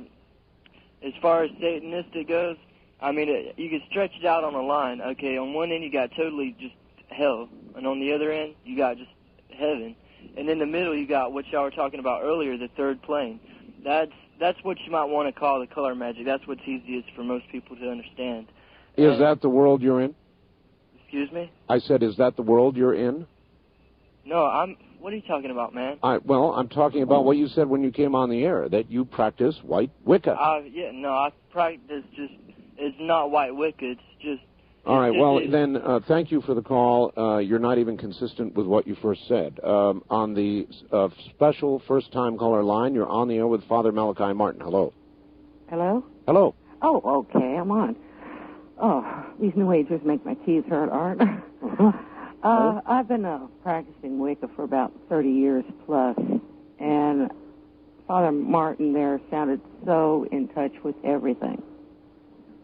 I was wondering if I could ask him a couple of questions. Go ahead. Go ahead, ma'am. All right, Father. Yes. Would you say that things have been going kind of crazy in the world since the Catholic Church broke with tradition? Yes. Would it be better if the Church went back to the old traditions? Yes, but I think now idea that that's impossible. They can't go back, unfortunately. What will happen will be some new form. Mm-hmm. But unfortunately, I say unfortunately because you can see my prejudice there. It would be better, but they can't. They've gone so far. Yeah. Okay, because at one time I was a Catholic. Mm-hmm. Matter of fact, with my religion, I pull some of my favorite saints into it, too. Because, as you know, with Wicca, we encompass a lot of different religions. I know you do. Yeah. But that's all right. Yeah. Provided you honor Christ and... Oh, yes. It's a strange combination, but as most Wiccans find a place that's comfortable for themselves. Mm-hmm. Mm-hmm. I've started a couple of covens, and that was one of the main things that I would present to the people, is for them to find a place for them that was comfortable. Yeah. And in Wicca, we really don't have black and white. That's just an easy way to explain what we do. Yes, I agree with that. But, we have to use it as a way of denominating things, you know. One thing I've been finding is there's been a lot of dream weavers running around. Yes, there has. Bothering people. Yes, there is. Why? I know with the New Age, dream weaving is a very weak form of the darker arts. Yes, there is something let loose there which hadn't been let loose up to now. Father, what is dream weaving? Ma'am, you explain it in your language. Well, you could probably explain it easier than I could. Dream weaving is when you send negative forces to people when they're sleeping. That's right. You can control a person better when their defenses are down. And in sleep, the defenses are down. Right. You can cause them great illness if they don't sleep properly. Mm-hmm. Some people have gotten very paranoid. They have. Have you done that to people? No, sir, I haven't. I've put up bindings and wards to protect some of the people that I'm working with. Good. They give them protection that they lack. Right. There's no doubt about it, ma'am, that you are moving. What I was going to say is a lot of these New Agers, they're using this dream weaving. I know they are. And they don't know what they're dealing with. No, they don't, and they end up in the ditch, as we say, figuratively speaking. And there's also behind it all, too, ma'am, there's this fact that there has been let loose upon us some other forces that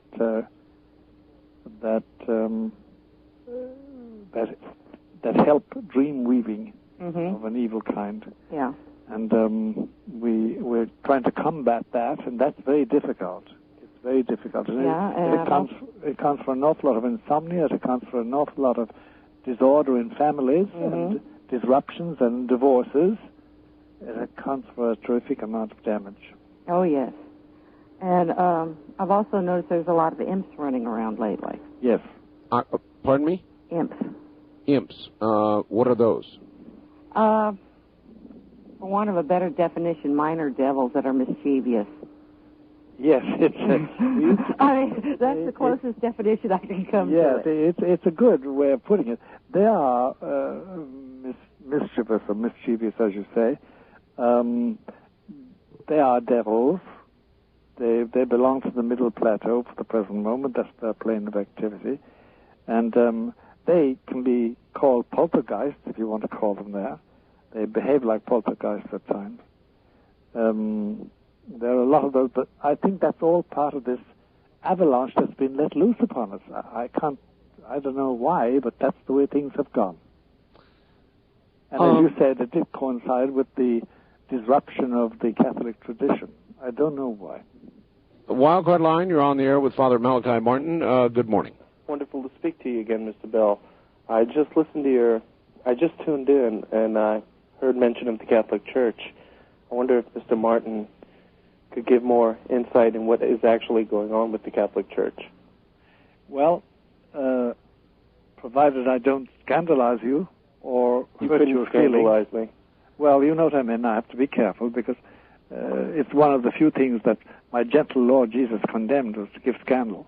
And there are various ways of giving scandal. But if you want me to be very frank, here's what's happening as far as I'm concerned. there is a worldwide apostasy going on amongst Catholics. And it is on the highest levels and the lowest levels. Mr. Bell, do you know who I am? No, not yet. Who are you? Well, this will give you a clue. Mr. Martin, what do you feel is the Catholic Church's connection with vampirism? Oh. With what? A father? Yes? You are speaking to somebody who claims to be a vampire. Uh-huh. Mr. Bell, I'll be sending you some literature, photos, and a lot of information. Hopefully you can help me spread the word about what is happening with vampires in this country and in the world right now. Have you ever spoken with a vampire, Father? Yes, I have. I have. There was a school of vampirology, that's what it's called, in Long Island. I knew the members of it in the 70s. I've lost track of all of them. That school's been shut down. It has moved. Really? Yes. It's now somewhere in the Midwest. Well, yes, I know that then there was another settlement or group in Louisville, Kentucky. It's the exact same school. Yeah, it is. Yeah, it is. Yeah. But I only had passing. But do you know you are aware that the Catholic Church is involved in vampirism? No, I'm not aware of that. That it's officially involved in vampirism. The Catholic Church of today isn't the Catholic Church it was, let's say, 4 years ago. He said the Catholic Church is not the church it was years ago, I think. Oh, that I know. That I fully agree with you. But that there's wholesale official vampirism, I did not know. I'm not even contesting that. A lot of the scandal that is plaguing the Catholic Church today about children, it isn't a coincidence that this is happening all over the country. And why the church is paying big money to keep it quiet. I know. We're paying an awful lot. We've paid, since 1985, I think the Catholic Church in America has had to shell out not quite $1 billion in out-of-court settlements. Wow. This is for child molestation. And it's more than molestation in many ways. I'm sorry to admit. Of course it is. Molestation is a general word covering an awful lot. Yes. Mr. Bell, when you receive the information, I need to find out how to send it to you. All right, well... You understand I'm in hiding. Yeah, you just listen for my address. Father... Yes? I heard you agreeing with him more than not with regard to the state of the church. Yes. The causes of that state is something else. $1 billion, short of $1 billion, Father? Almost $1 billion in out-of-court settlements.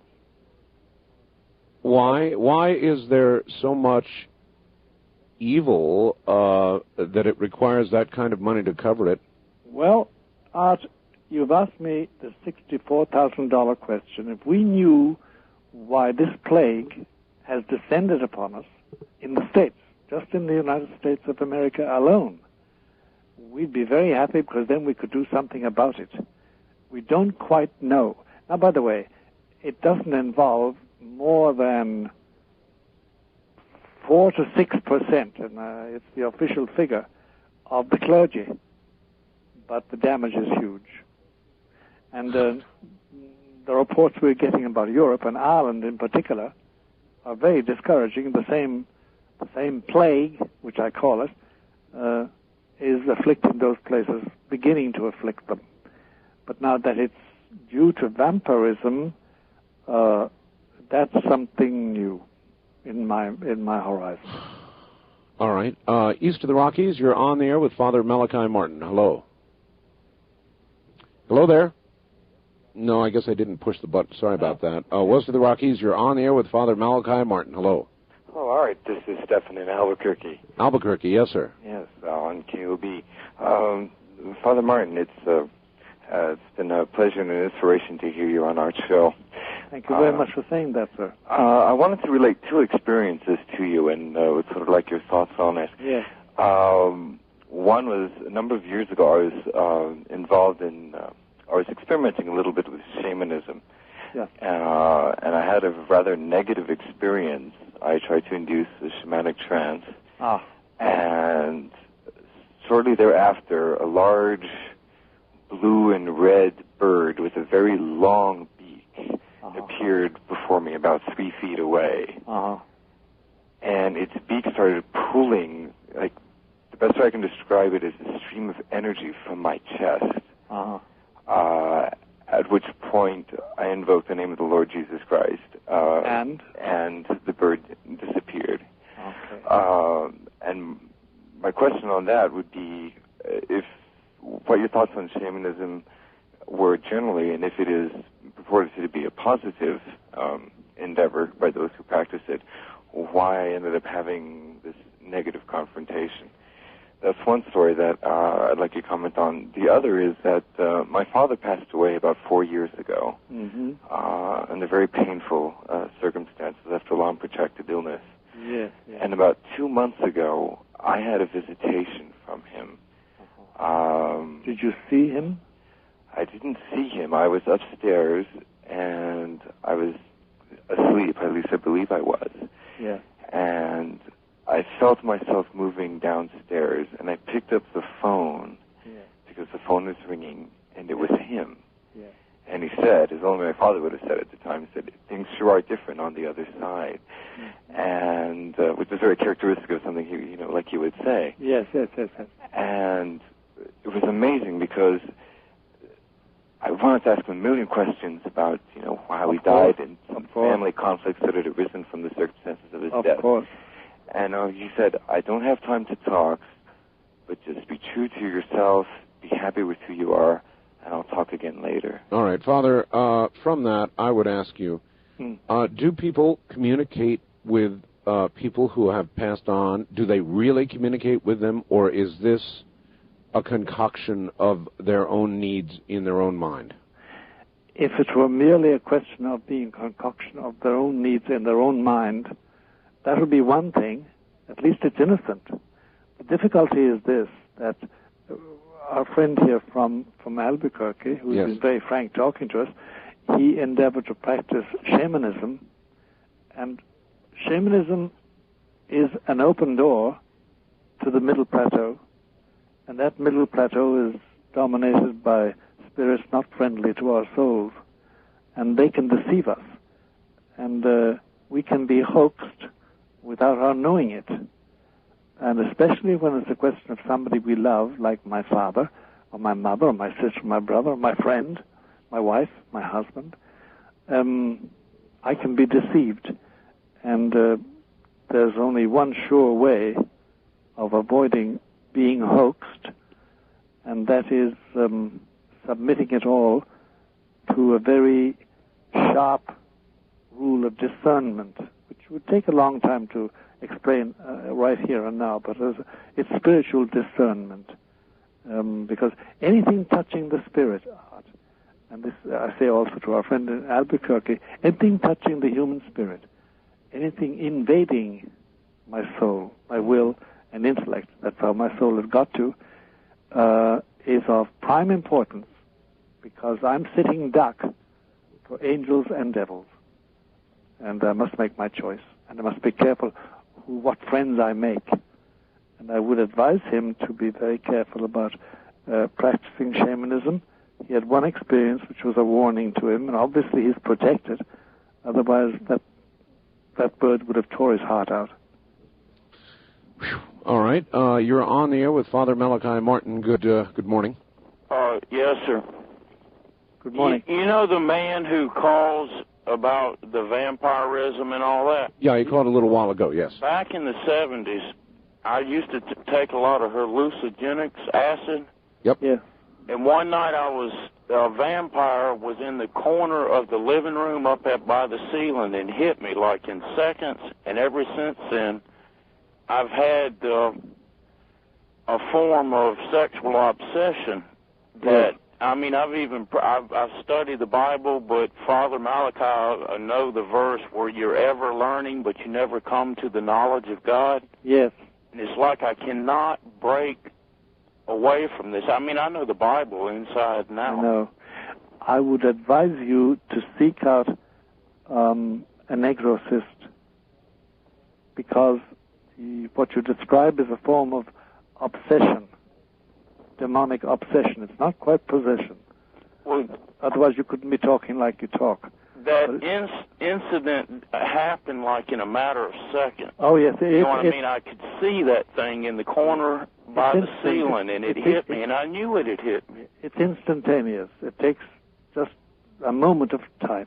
And then that other problem developed, and to this day I have that problem. I know mean, I've even prayed to God and said, I know you this will is have, horrific, but I can't. Until you get rid of that obsession, and the only way you get rid of that is by means of an exorcist, really. And but that sounds so drastic. You know what I mean? An exorcism? Well, it's not drastic in your case, because you're not resisting it. It's a question I've been to psychologists, psychiatrists. Oh, there's no healing there at all. All psychologists and psychiatrists will do for you, my friend, is this: they will make you viable. Do you know what I mean? You'll be able to carry on. But they That's about what they told me. Yeah, there's no healing. You learn to live with. Yeah, they don't heal you. Only one person can heal you, and that's the grace of our Lord Jesus. And I should seek out a holy priest. Would that only be a Catholic priest? Well, I only know holy Catholic priests. I'm sure there are other holy people. And tell them what's going on in my life? That's right. If I were you, I'd do that. Ever since that had happened, this has caused major problems in my life. I'm sure it really has. I'm sure it has. Father, how does somebody know that? This may be a question for after we come back from the break, but how does one know that you have found the right kind of priest? You will know that because when we say the right kind, we must mean somebody who is close to God.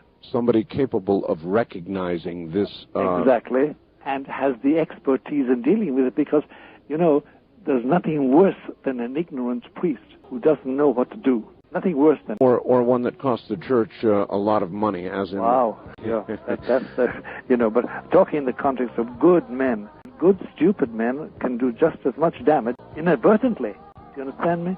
Back now to Manhattan, New York, and Father Malachi Martin. Father, yes. I've intentionally invited something of the dark side, just, I guess, as a sort of a contrast this evening, as something different to do.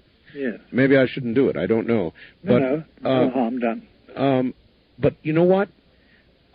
There's a lot of it out there, Father, and a lot of people think these are kooks or crazy people, and they're not. For example, the guy who called and said he's a vampire, he's been very serious. I know. He's dead serious. He knows what he's talking about. Oh, yes. I take it very seriously, Art, quite frankly. A lot of people, Father, who are basically good people, think that these realms, these people who are into these things, are not real. Oh, they are. The unfortunate point is that they are real. That's the difficulty. Exactly right. And these are the people that when you're doing your serious work, you're working with, aren't they? That's right. All right. That's exactly it. Yeah, exactly. You're on the air with Father Malachi Martin. Good morning. Good morning. Thank you for having me. Sure. Where are you? I'm in the low desert, and my name is Debbie. Okay. Dr. Malachi, I believe in both the dark and light, and that they should be together and not split apart like the Catholics have done. And I just wondered, in your studies, I study astrology and not the esoteric kind, and at the time of change, like the one that happened just before Jesus was born, there were big floods for a few years, and about 10 times as many years there were droughts. And I wondered if in your studies there has been reference to that, because most of the references were lost when the library was burned at Alexandria. There are references.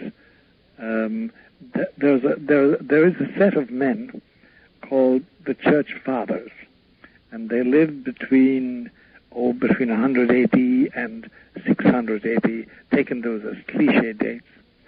And their writings are considered to be very valuable for Christianity, and they do speak about such things.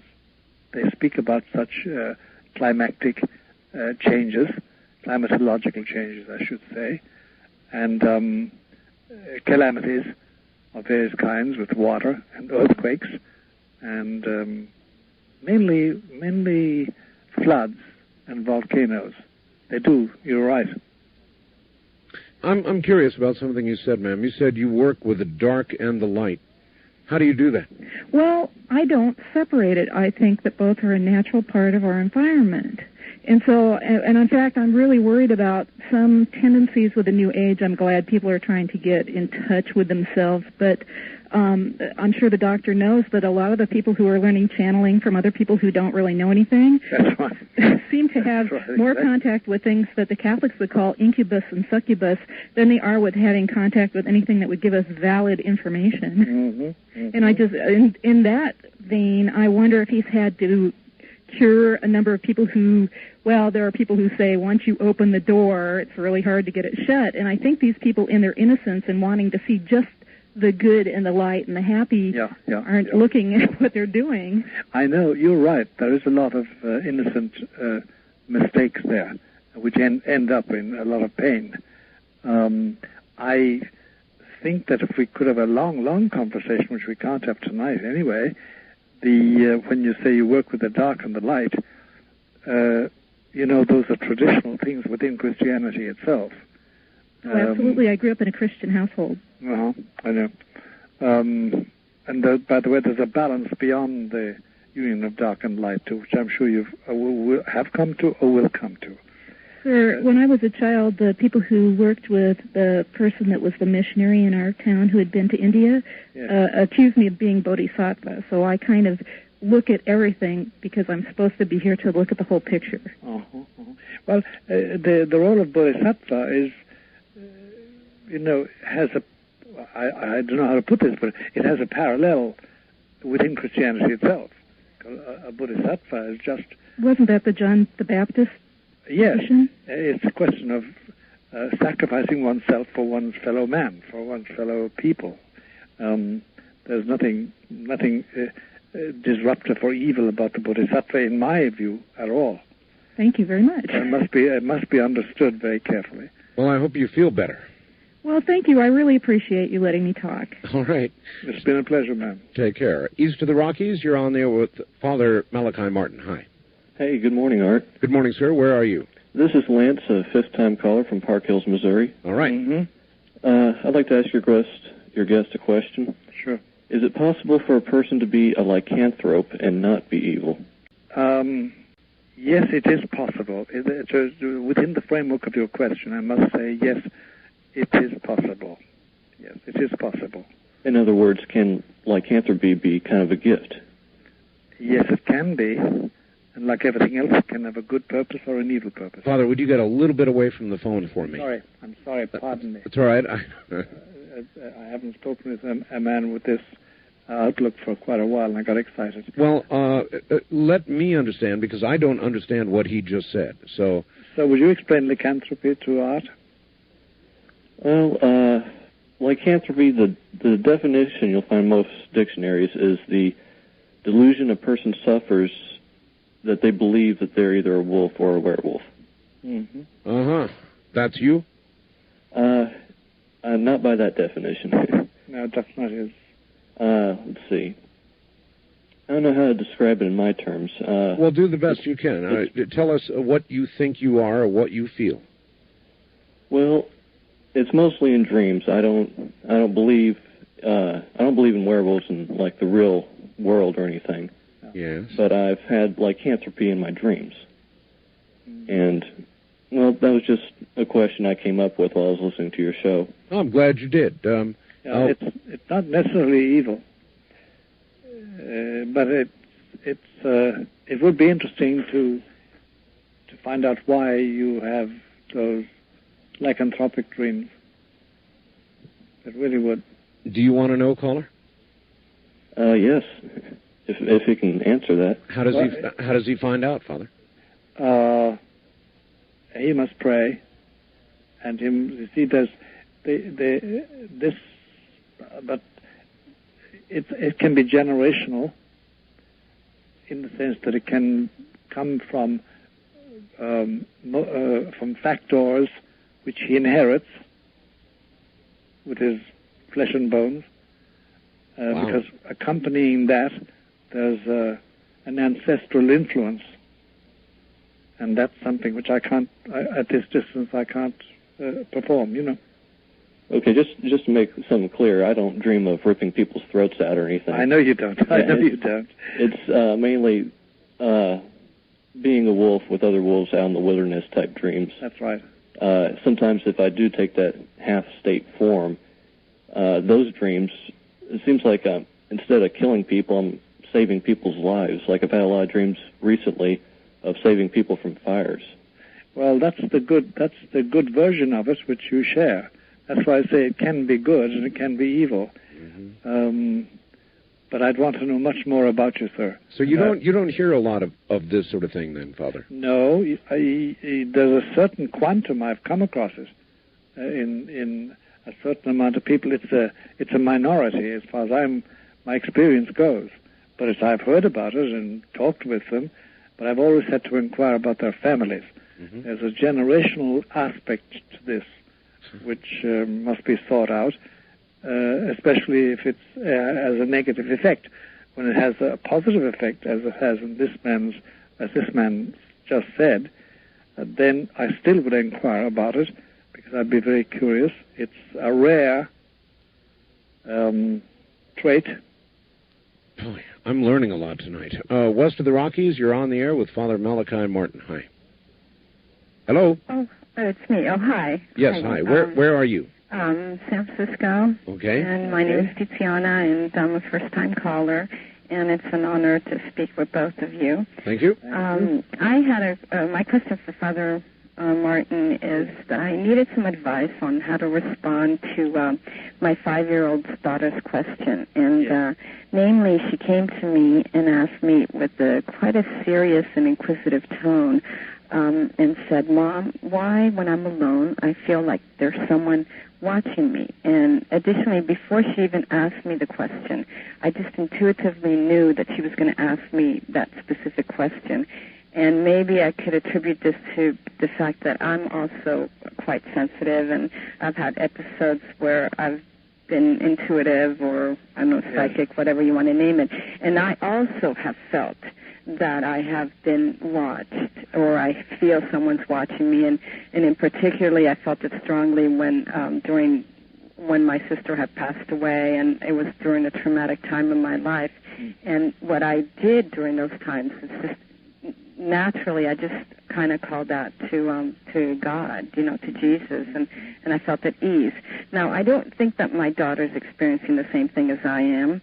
And when she asked me this question, I didn't want to put words in her mouth, and I was kind of like caught off guard, and I just told her to describe to me what it is that she was feeling. Was this an animal? Was it a person? And she kind of like tried to grasp for words, and she thought, and she goes, "Well, I think it could be my guardian angel." And I says, "Well, your guardian angel is there to protect you, and it's there to guide you, and what do you feel? What does it talk to you?" She goes, "No, I just feel like I have to run, and I'm afraid." I have to run? Yes. That's not necessarily good. No, that's not. And then what has happened, I guess, we're going through some traumatic times. There's in the family? Yes, there's been an illness with an aunt, and also my brother has just been diagnosed with cancer, and so I guess I thought maybe she's just feeling all the stresses of what's going on. But she has been coming into sleep in my bed after she's 5 years old, after a long period of time, and I thought, I could tell she's probably stressed about something, and I don't know if I should take this seriously, or if it's just a fluke, or could she possibly be feeling, because she's very sensitive, and she's extremely bright. All right. Very artistic. Okay, ma'am, hold on a moment. I don't know what you think, Art. Can we talk? Yes. We have time? We do. I would guess, Father, that if this child is feeling something she feels she has to run from, that doesn't sound like a guardian angel to me. No, it doesn't. It sounds she's frightened. But the only way to approach her in this matter would be to get her confidence. Yes. How would I go about doing that? Well, I think you'd want closer bodily association with her, like lying in bed together. Yes. Eating together. and then talking about objective things together and describing things. Or if you come across some flowers, say what you feel about those flowers and get it to come out like that slowly but surely. Then, does she say any prayers? Oh, yes. Good. We're Catholic, and we go to church, and we say our prayers at night. And I'll tell you, I'd like to send you something for that child, the Chaplet of St. Michael. But that's rather difficult at the present moment because I haven't got an address, and I don't want you to be broadcasting your address over the air. Why don't we do it the other way around, Father, and give her a way to contact you? Yes, well, the way to do it would be my address. My address for the radio is 217 East 66th Street. Did you say 217 East? Yes. 66th? East 66th Street, New York, 10021. And when you write, I want to give you a nickname, Teresa. Teresa, yes. So say, I am the person you call Teresa. Okay. And I'll know who we're talking about. Okay. All right? Great. Thank you so much. I just feel so much at ease now. God bless you. Take care, and thank you very much for the call. Repeat your address good and slowly, Father, because... Yes, I will. 217 East 66th Street, New York, 10021. Good. All right. First-time caller line. You're on the air with Father Malachi Martin. Oh, it's an honor, Art. Thank you. Sure. Father Malachi, years ago in my family, we met a man that was healer, and he said he didn't do the healing, but God did, and he healed me of ulcers. So and it happened instantaneously. Then my mother got cancer, real bad, tumors everywhere, had 5 operations. She was in bed, and and she was suffering terrible with pain. And I went to her home and called him what to do, how to help her. And he asked me if I would let him transfer her pain into my legs, so she wouldn't have to suffer so badly. Well, it's my mother. I wanted to help her. I loved her. Yeah. And I said yes, without thinking. I thought I was healthy. I thought, well, it would go right away. It wouldn't. I wouldn't have to keep it. Never thought of that. Well, it's 15 years, and I got the pain. My mother, of course, died, and did she die of the cancer? Yes, sir, she did. She got more tumors after that, and they had to give her morphine, and then she passed away. And all right, you have really struck an interesting question. We're at the bottom of the hour, ma'am, so we're going to have to go. But is she an empath? Is what she said possible? Oh yes, it is. And then even her mother passes away, and she, for life, for her life, still has the suffering. Yes. Back to Father Malachi Martin, the young lady who called, or not so young. Have we lost the contact with her? Well, not in the sense that she's still listening. I think she gave us her story. She asked to receive that pain, and she has had it now all her life. How is that possible to transfer in that way pain, and what can she do? Well, the first comment to make upon it, Art, is that it's a very dangerous thing to do. And the man she spoke to, it's not he who transferred the pain. It's God. But you cannot tempt God. Why would God do that? Because this is an abuse. He was wrong, that man, in suggesting, it didn't say for a mother anyway, Clearly, but I don't understand why you say it is an abuse. In other words, this is something she did out of love. I know, but it was misdirected love, misdirected by this particular healer.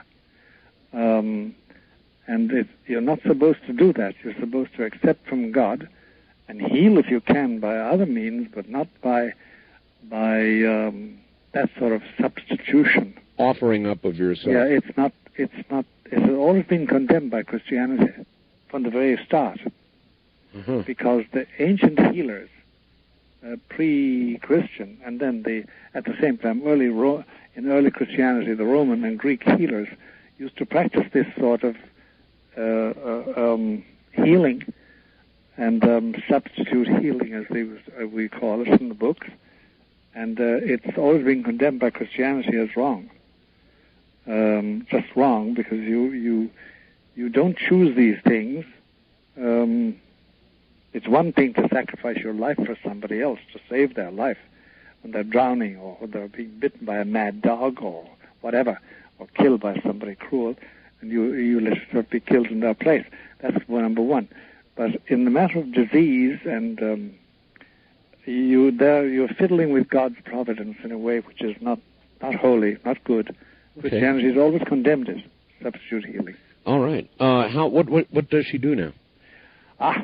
What she does is she gets a holy priest, a holy man, to pray over her and give her a healing process. There's no question of any demonic influence here. It's simply a mistake she made, and she was punished for it. She can merit an awful lot, but a good priest should teach her how to merit grace from God in this matter. You see, Father, I don't understand that. I know. You said she made a mistake and she was punished for it. She took on the pain of her mother, or wished to, out of nothing but pure love. I know. And she was punished for it. Why would a fair God punish? I know, Art. I see your difficulty. It's just that we find out that that's what happens. It's always been condemned by Christianity as something that shouldn't be done. Okay. And I my very Christian instinct goes against it. And I know it's always been condemned. It's not the way to go. Why? Well, the bigger problem is why God allows other things, like the birth of babies that are coke addicted and have AIDS when they did nothing except their parents. Yes. It's one of these mysteries of evil. I don't know, Art. I have no answer to that question. I wish I had, but I haven't. All right. What about this one? Father Martin, I'm a Catholic, respect you greatly, but you said something that was a bit disquieting. Yes. An earlier caller identified herself as not only someone who practices Wicca, but she said that she had left the Catholic Church. You said that was okay. What she was doing was okay as long as she honored Christ. Correct me if I'm wrong. No, I said that. Or please clarify what you meant. How can it be okay that she left the true church for a pale imitation? Well, I don't think she left the true church. That's the point. From what she was saying, it seems to me that she was deserting the organization as such. But if she honors Christ and honors his mother and prays and is a good person morally, she has no more left the church than I have. But what she's talking about is the organization, which she found abhorrent for some reason or other. And of course it's not, if she had said to me, no, I practice Wicca, and I worship the devils, or I worship idols, or I worship this world, and no, I don't have any belief or attachment to the Lord Jesus, or to, as you call him, or the Virgin Mary, or the angels, that would be a different story. But you can't say you've left the church when you honor these people, and when you live a moral life. It's all just right. She has some reason for saying that. I know so many people out who will tell me, I absolutely hate the Catholic Church's organization, its clergy, its bishops, its garbage. And then I find that they're very good people. It's just that something bad hit them. They were maltreated, or unjustly treated, or they were scandalized. And but they're still within the Church of Christ. He still loves them. They belong to him still. They don't have to be in the organization to be with him. Not absolutely. They should be. If through some accident, personal accidents, they exit from the formal connection with the organization, they still belong to Christ. All right. On my first-time caller line, you're on the air with Father Malachi Martin. Hi. Oh, Art. This is Keith from Atchison, Oklahoma. Yes, sir. You're going to have to speak up good and loud, Keith. Get into that phone and yell at us. I'm sorry. This is not a Stein Gene, just a portable. It's all right. Go right ahead. Listen, I've tried to get through to follow Malachi many times. Oh. I have many questions. I am an atheist. I am not a non-believer. Yes. I am not a bad person. I teach my son right from wrong. But I have many questions. Number one, I have a mentally retarded brother. Yes. Who has no understanding of right and wrong, who has no understanding of God and evil. Mm-hmm. Where is his place in immortality? Where is his place? Mm-hmm. How old is he? He right now is about 31. Is he viable? Can he work? Not really. So somebody must take care of him. Yes, my mother and father take care of him. I know. And when they go, somebody else must take care of him. Well, his place is, I suppose, takes the place of that. They asked Christ about somebody similarly afflicted in the gospel, and he said that such a person is the best, is one example of the way God lets things happen in this world. And the people said, well, is it because of his father or his mother that he's so punished? And he said, no. It's to manifest the power of God. It's a difficult thing to accept, but he has a place in the scheme of salvation. Okay, Father. I'm also a surgical nurse. Yes. And you would not believe the horrors we see coming in with young children that have been abused. I can believe it. I mean, I actually saw a 2-year-old that the father had taken the child and actually broken its back over its knee. Oh, my God. You know, how do you explain that? I mean, well, you don't. There's a thing called evil. Mm-hmm. There's a thing called evil in this world, and evil runs rampant in certain families, and the suffering and the pain and the horrible experiences thrust on the weak and the helpless. It has only served always to drive me into the arms of my Lord, Jesus, and God. I know it exists, and I want to escape it, and I hope never to indulge in it or fall into it, and I hope to cure people practicing it, but that it's there is a fact of life. Mm-hmm. That's the world. There's a long story behind that, a long, long cosmic story, which you know probably as well as I could explain it, but it's the existence of evil. Well, I know, but I mean, you know, it's just somehow you say, who's looking out for these children? I mean, they can't help themselves. They didn't do anything to deserve that. They know they did nothing to deserve it at all. All you can do is, well, if you can restore them physically, that's one thing you can do. But if, like a little child with his back broken, I'm sure it died. Yes, it did. But then, at that stage, your faith must enter, because when I have come across children like that, for instance, to give you an example, if it doesn't shock everybody listening, I've had to, I had access to a child who had been sodomized, a little girl, by her daddy. I've seen many, sir. What? I've seen many. Yeah, and she was just a year and a half, almost 2 years old, but she had been baptized, of course. What I do is I associate their sufferings, because she suffered. Mm-hmm. I associate her sufferings with the sufferings of my Lord Jesus, who died for all sinners, in the hope that her sufferings can be turned to good use by Christ himself. That's the only... And I also pray to little babies like that. I have a whole list of them, by the way, which I recite every day. It's sad in itself. It's very sad. The only thing is that this life is sad in several aspects, and we can't let that dominate, because we have a glorious Savior, and we have a glorious God, and that he has allowed evil is one of the biggest mysteries we have to face. But yes, he sir, I agree with that. Yeah, I have one more key question. What is it? All right. It's something I proposed to actually my priest in town. He could not answer it for me. Yes. We say that in heaven, yes, there's no sorrow, there's no sickness, there's only everlasting happiness and love. Yes. Let's say, for example, take Art, for example. Yes. We all know how close he is to his mother, how much he loves his mother. Yes. Art Bell, you're talking about. Yes. Let's say he gets to heaven. Yes.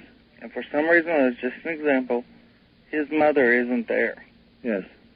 How do you explain that? How do you account for that? I mean, how can you have happiness if the people you love are not around you? Well, the happiness in heaven, first of all, doesn't spring from the people around you. It springs from God. And number two, I really would be very surprised if Art Bell's mommy isn't there. No, I know. I was just. I really would be.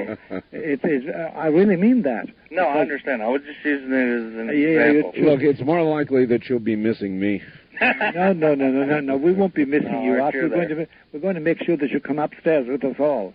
But the point is this: that when you get to heaven, when you are in God's presence, you are absorbed in Him, and anybody or anything not absorbed in Him, once this cosmos has passed away, fades out of your existence, fades out of your memory, fades out of life. So everything down here doesn't count. Well, it does count because it's down here that I work out my salvation. Mm-hmm. It counts. Oh, yes, it counts. My goodness. And that's one of the big, if I could say it, I don't want to be trumpeting this as triumphantly or invidiously, but one of the biggest differences between the early Protestants, at least, and Catholics was this, that, as you know, Luther, for instance, will say that you can do nothing to save yourself. You're justified by faith alone. Whereas Catholics have always said, no, you merit. You can merit punishment, you can merit heaven. And similarly, I must tell you, sir, that if I were in your place in the surgical wards, I would have a little baby family of about 3,000 already that I would have baptized with water, or at least baptized somewhere or other, and that I would have prayed to, so that their sufferings would be united with the sufferings of my Lord Jesus, because that's the way I can save souls. Well, I'm curious about something, caller. You advertised yourself as an atheist when you first called. Yes, sir. I understand an agnostic. I understand somebody who has not been able to quite make the leap of faith necessary to be one with God. But I don't understand an atheist. That's somebody, by definition, who believes there is no such thing as God. Is that correct? Yes, sir. I do not believe in God. I do not believe in the devil. If you don't believe in one, you can't believe in the other. That's right. You know, you're not a devil worshiper just because you're an atheist. Right. I'm a good person. I would treat my son right and wrong. But in the old saying of Missouri, I am a show-me person. Yes. And I just can't quite grasp the concept of faith. You know, I just can't quite grasp it. Yeah. It's like, you know, the old coin trick behind the ear where you say, where'd it go? I've got it. You know, I don't believe in magic. I don't believe in faith. I wish I could. I mean, I am envious of people who believe in everlasting life. I'll tell you something. Yes, sir. Yeah, I'll tell you something. We said it to somebody earlier who was on with Art and myself. If I would like to love you, it's the beginning of love. Mm-hmm. And if I would like to believe, it's the beginning of belief. Because otherwise you'd say, I don't give a damn about it. Do you understand me what I'm saying? Yes, sir. So there's something there. And look, I don't know your personal life, and probably God will never give us the chance of consorting with and revealing each other to each other. But He has a plan for you because you're a good man. Yes, sir. And you're doing a good duty. And He will reveal Himself to you in His own way. It won't be, probably, the way He reveals Himself to Art Bell or to me, or to Art's wife or Art's mother, whatever it is. But you have found God already. You're not calling Him God. And I'll be praying for you. I thank you. All right. Thank you very much for the call. So even somebody who would say he is an atheist is not lost. Oh, no. Not like that, no. No, the soul is too valuable. Now, the only persons that seem to me to be lost, I stress the fact that seems to me, Art, is the perfectly possessed. Because that's a total renunciation, but a total renunciation of formal. I mean, it's done deliberately. What about a devil worshiper? Well, if he really worships the devil, he's possessed. perfectly possessed.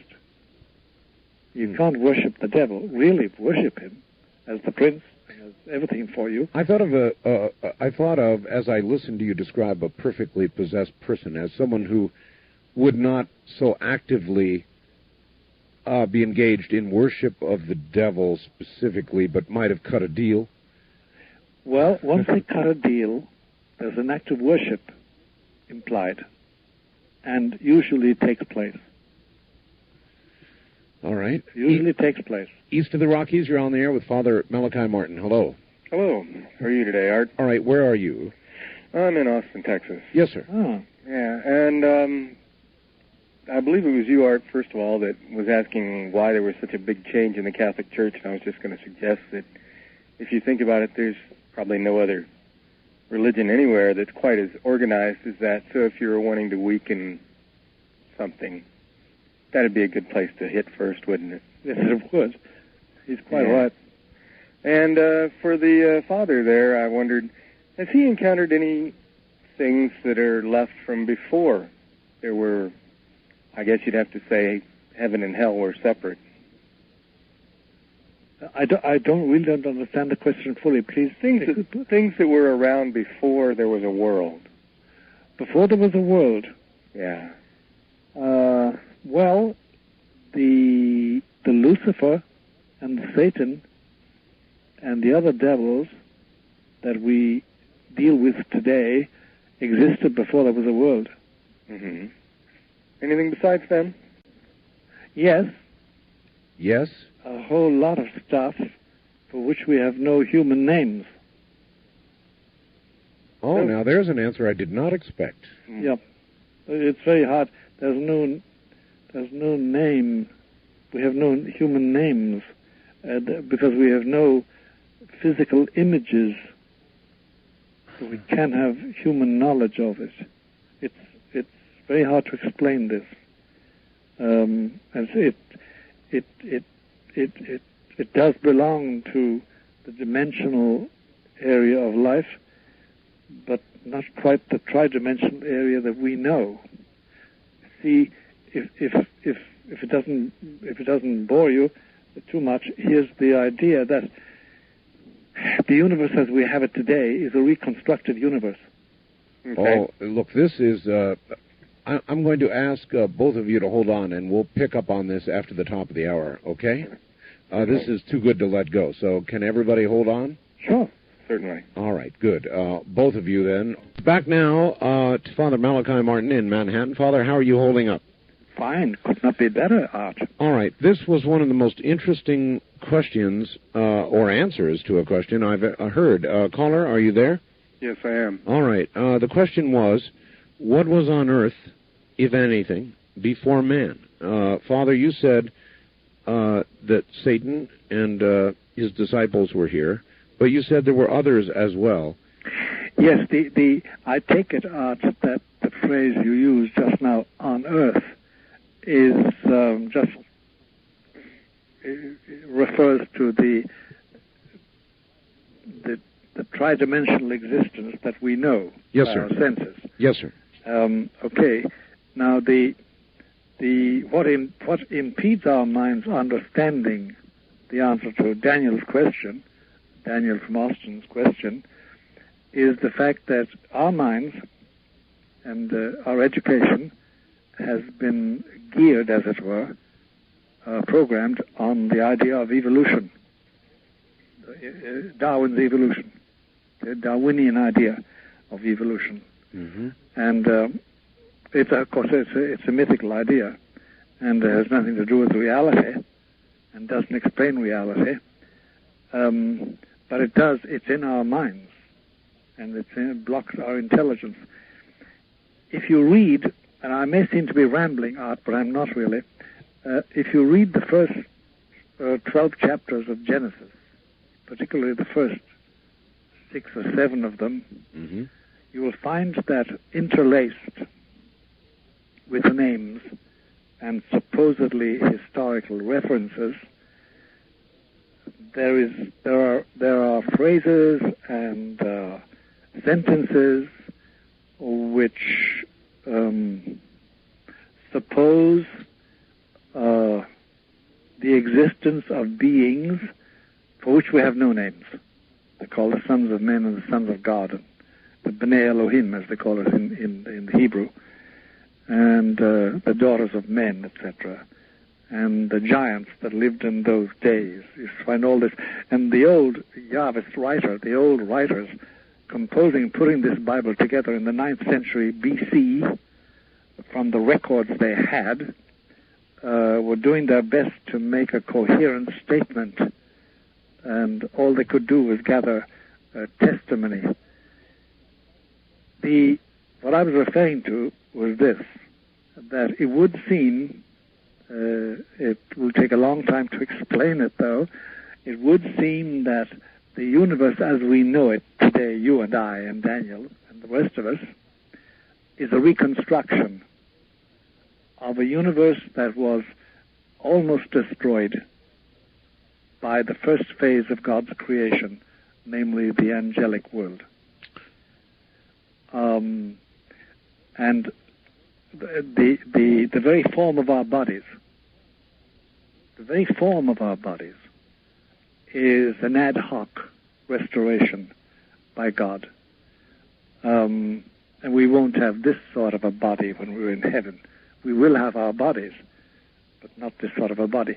Now, the reconstruction implies that the revolt of Lucifer and the angels that went with him, the Bible says 1/3, but, the Bible's numbers are just numerically interesting. It says that they revolted, and they almost destroyed the first handiwork of God, and there was a restoration in view of the coming of Christ later on, much later on. Now, what existed before that, what was destroyed by this terrible war, this terrible revolt, by the first creatures that came from God's hands, whom we call angels. Angel itself is an ad hoc name, as we say. There's nothing specific about it at all. And it's very hard to be specific about an angel. But anyway, the beings that existed and the forms they took, we have no human words for it. Those chapters of Genesis, the early chapters, they try to fix names like the sons of God, the B'nai Elohim, and B'nai Ha'adam, and the daughters of men, and the sons of God, and the giants, etc. They're all talk names. They also were at a loss because we would not recognize them as human in our sense of the word, because what is human for us is something with legs and arms and a belly and genitals and a head and arms and exiting from the birth canal of a woman.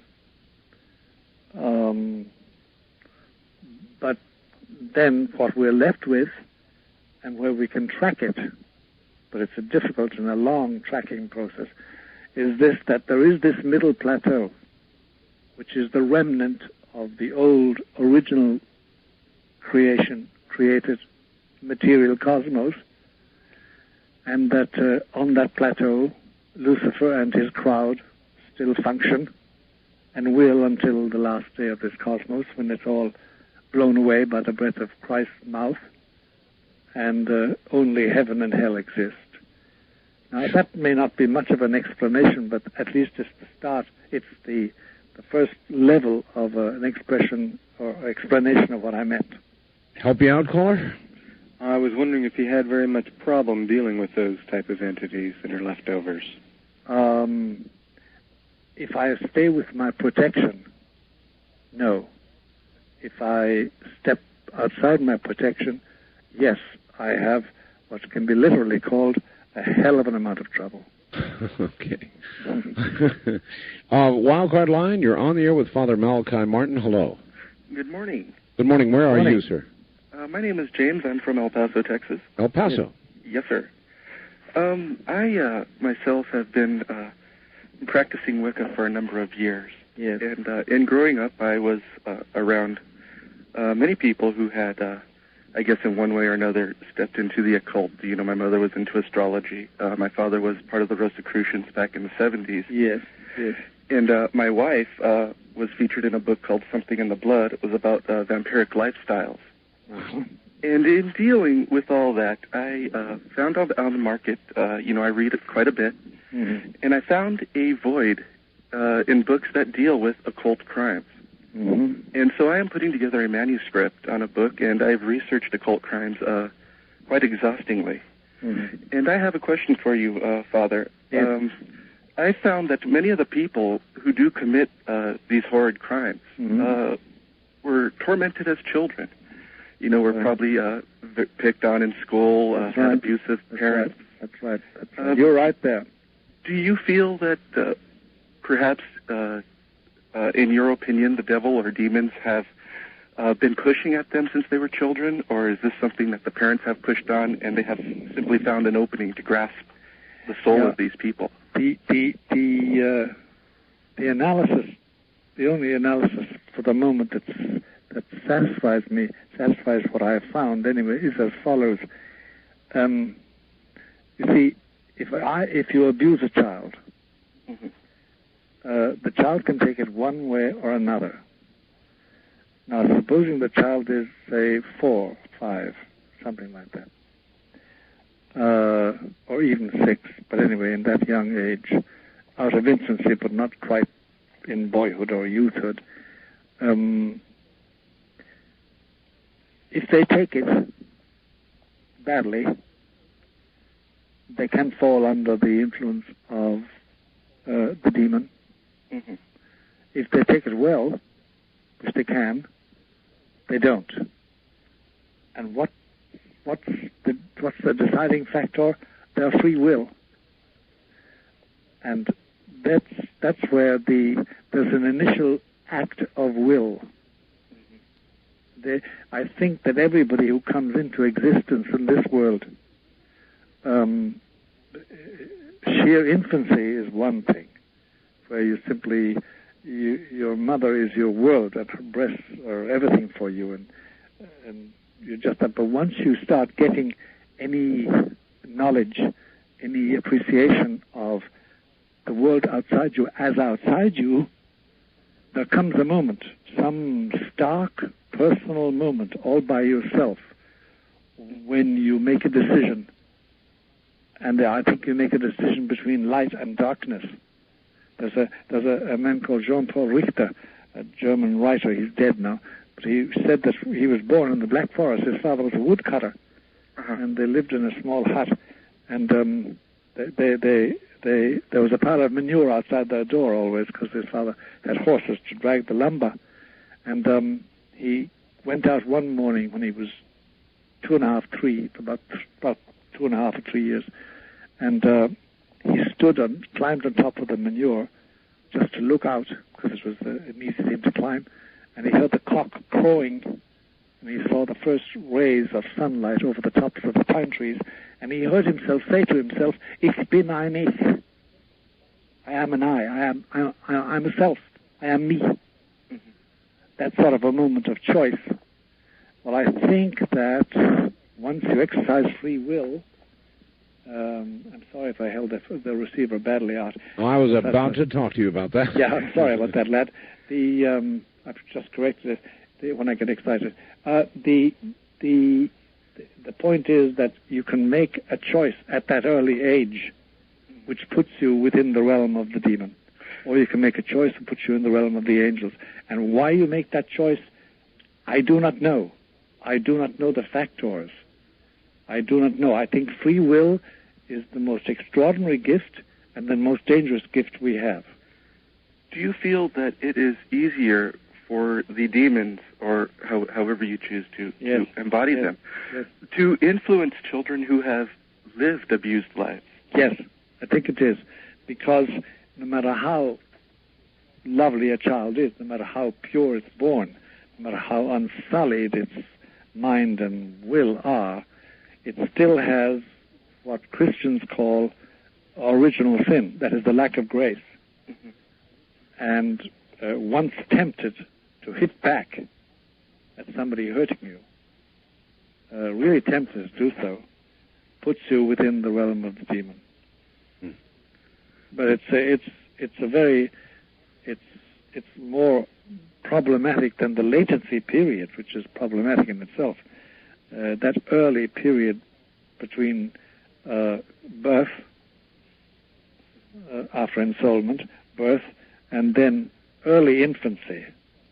It hasn't been studied by churchmen intelligently, and it must be finally studied.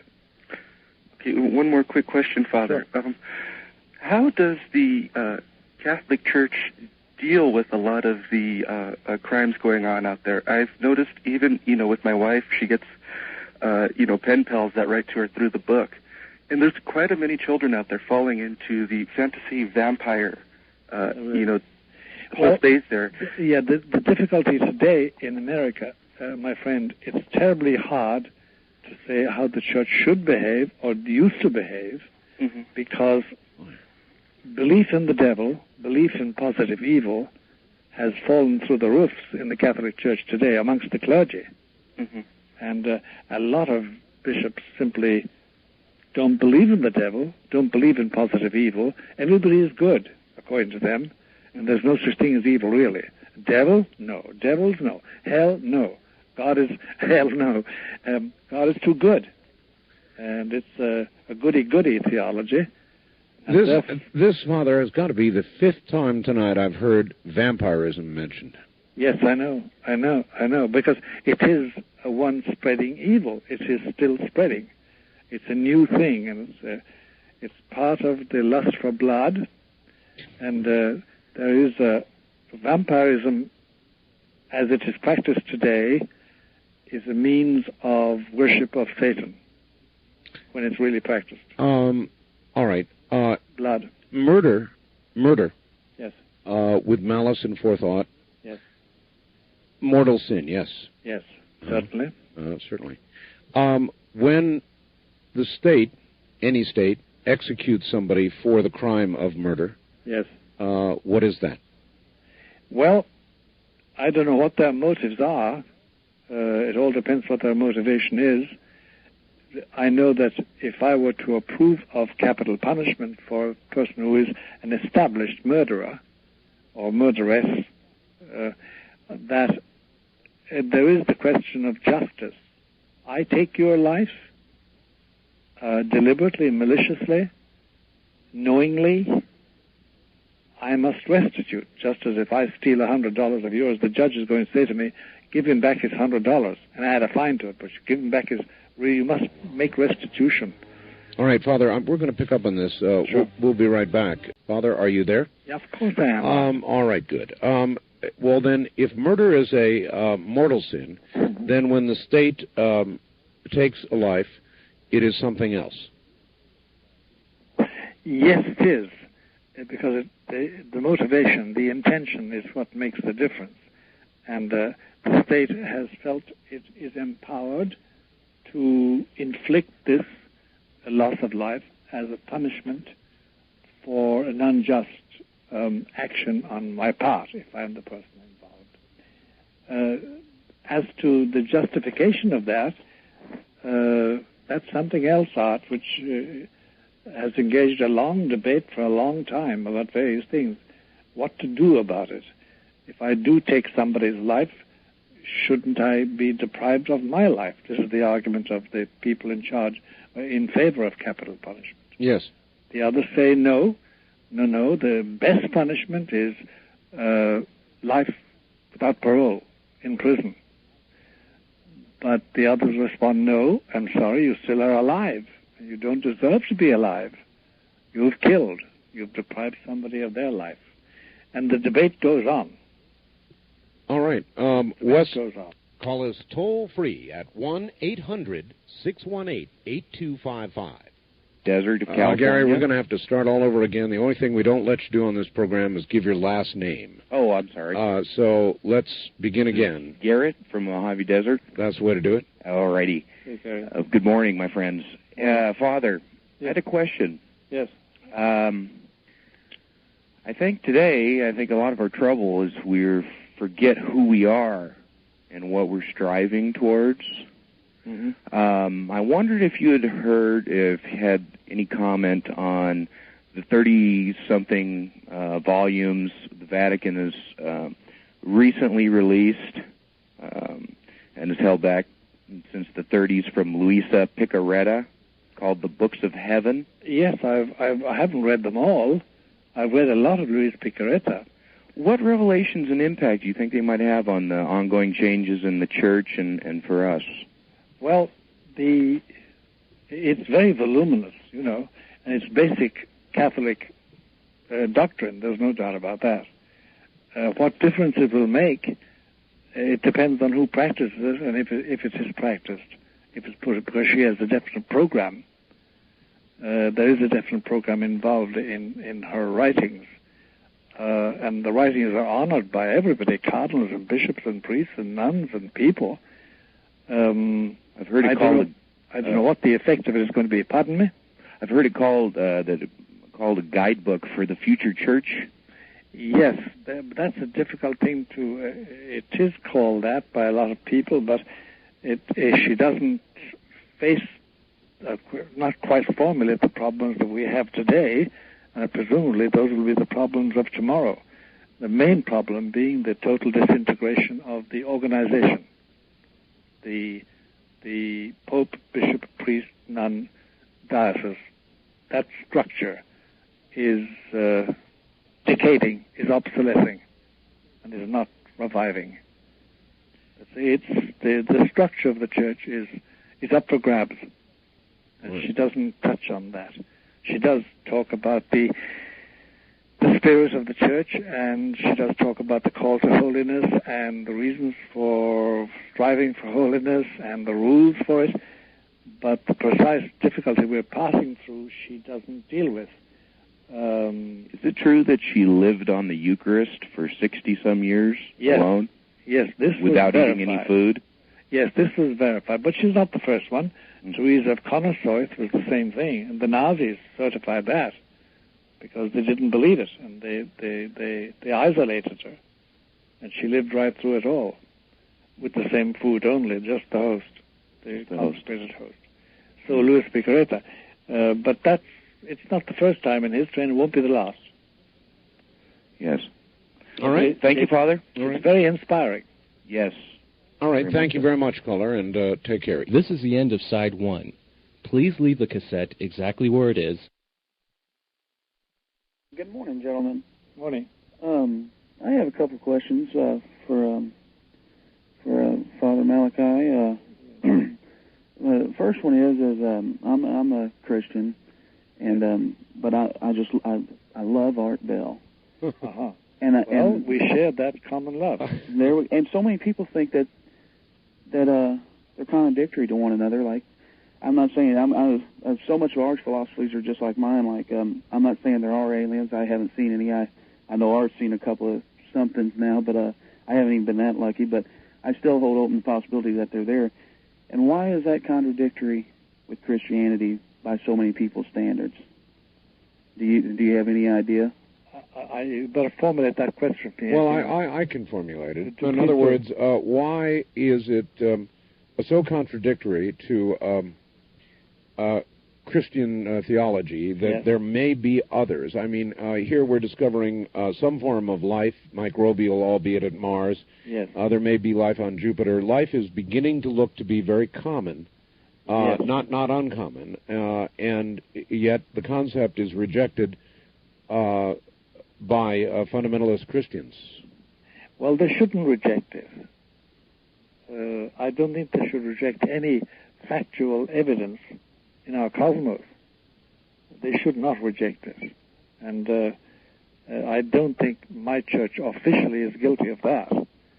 In fact, they seem to be leaning the other way, really, too much in certain areas. But no, nobody should reject any sign of life. Yeah, I agree with you.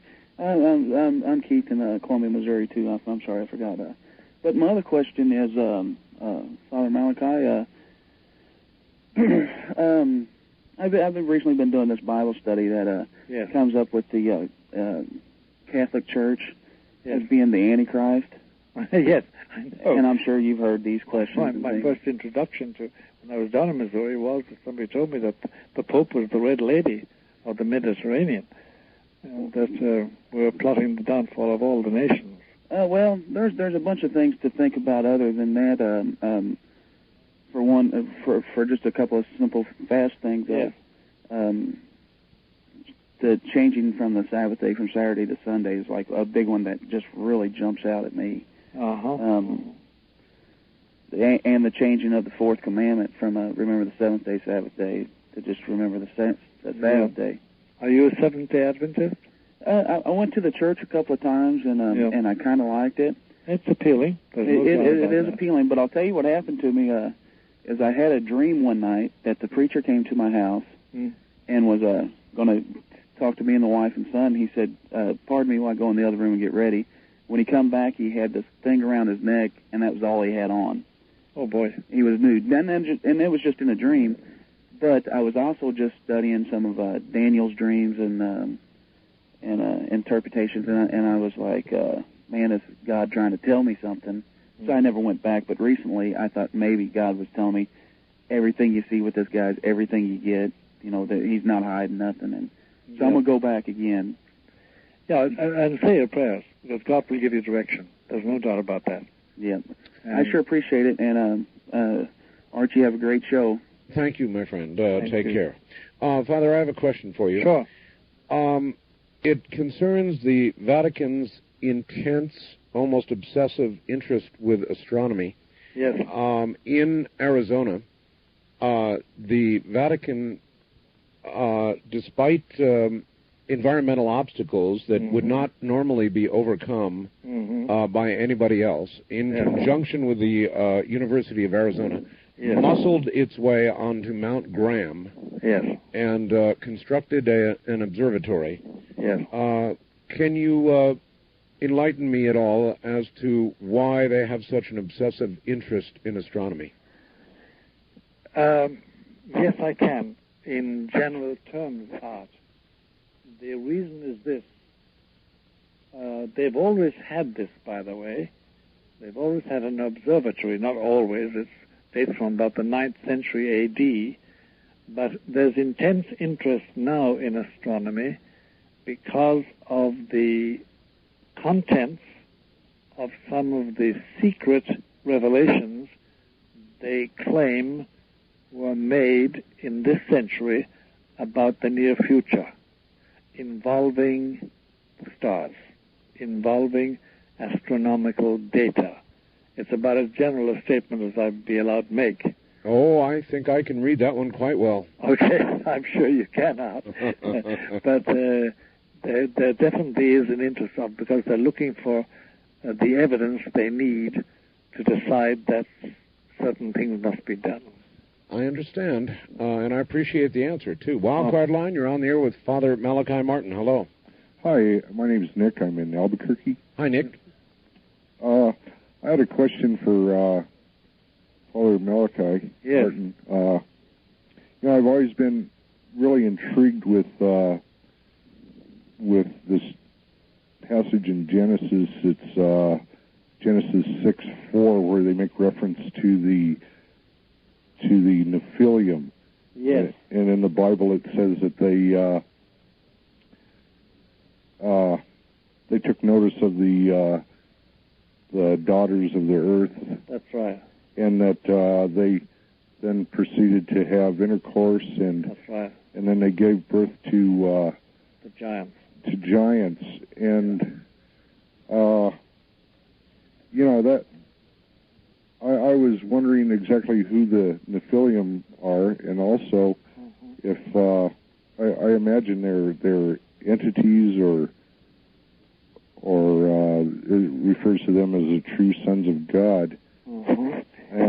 Nick, we touched on this in an earlier hour with another caller. Yes.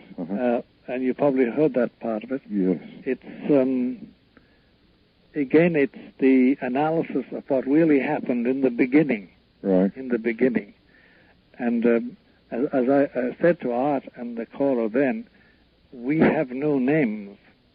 You see, look, when you and I want to describe something, even when we talk about, say, the men from Mars, or little green men landing in Roswell, New Mexico in 1947, we always configure them with legs and arms and a nose and eyes, some sort of body like ours, you know? Right. We're extremely limited, actually, in what we can imagine, because we have either got men, human beings, or we've got animals. Right. But the difficulty is that there does seem to be suggestive evidence that before the human race peopled this particular patch of the cosmos, there were other beings, not human, no, but we have no faces, we have no way of describing their appearance, we have no names for them, because we can't configure them physically. You know what I mean? Yeah. Well, you know, it's a difficulty, and the Nephilim is one of the mysterious, and the B'nai Elohim, the sons of God. They're all very, very shadowy figures in those first chapters of Genesis. Right. Well, if God populated this planet with humans, is there the possibility that Satan or Lucifer populated other planets with their concept, and could they possibly be the aliens we're encountering at this time? Yes, the any information we have, which is very sparse anyway, any evidence we have, Nick, about this restricts living beings to this galaxy and this particular planet in this galaxy. I see. So it does limit that, but that doesn't mean that that's complete. But as far as we know, and then as regards the beings we think we're now, the UFOs as we call them, and I'm not saying that derisively like the green men from Mars or something like that, I'm saying it, but I think that so far the evidence is that it's demonic in origin. I see. Now, there's one element which is certain. It is that the function of the original angels created like that, they were the first wave of creation, it was to serve and to govern the cosmos of man. Right. But that went awry. So basically the Nephilim are the fallen angels, the followers of Lucifer? We don't quite know, Nick. I can't say that. I wish I could give you an answer to that. We don't know. All right, let me try and phrase it this way, Father. If Mount Graham were to suddenly detect something, some sort of ship, some sort of something headed toward Earth that was unambiguously a craft, not of Earth. Yes.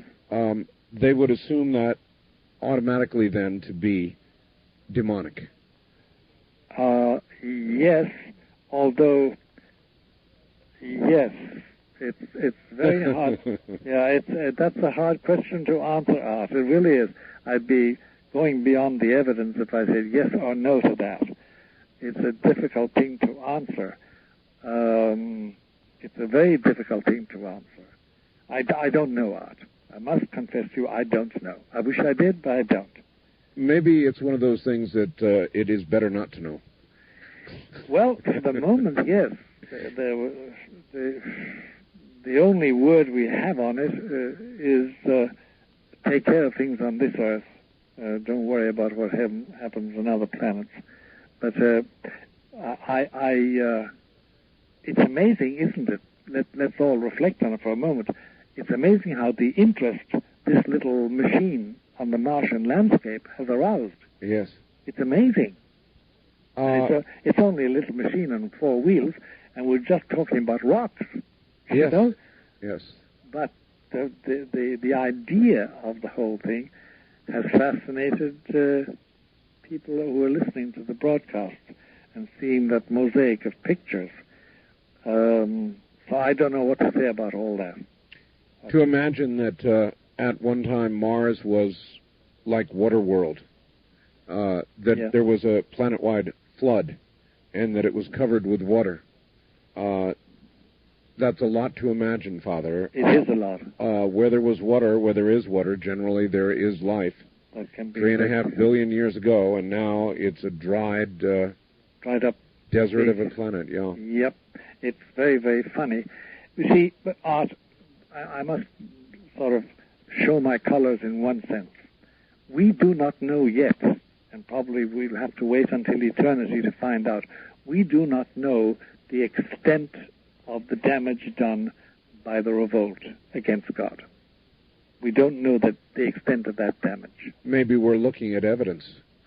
I sometimes suspect we are, but I've no grounds for proving it. It's my difficult. Father, we've done it again. We're at the end of the program. I know, it's ridiculous, Art. It goes like 1 hour. I know. Whoosh.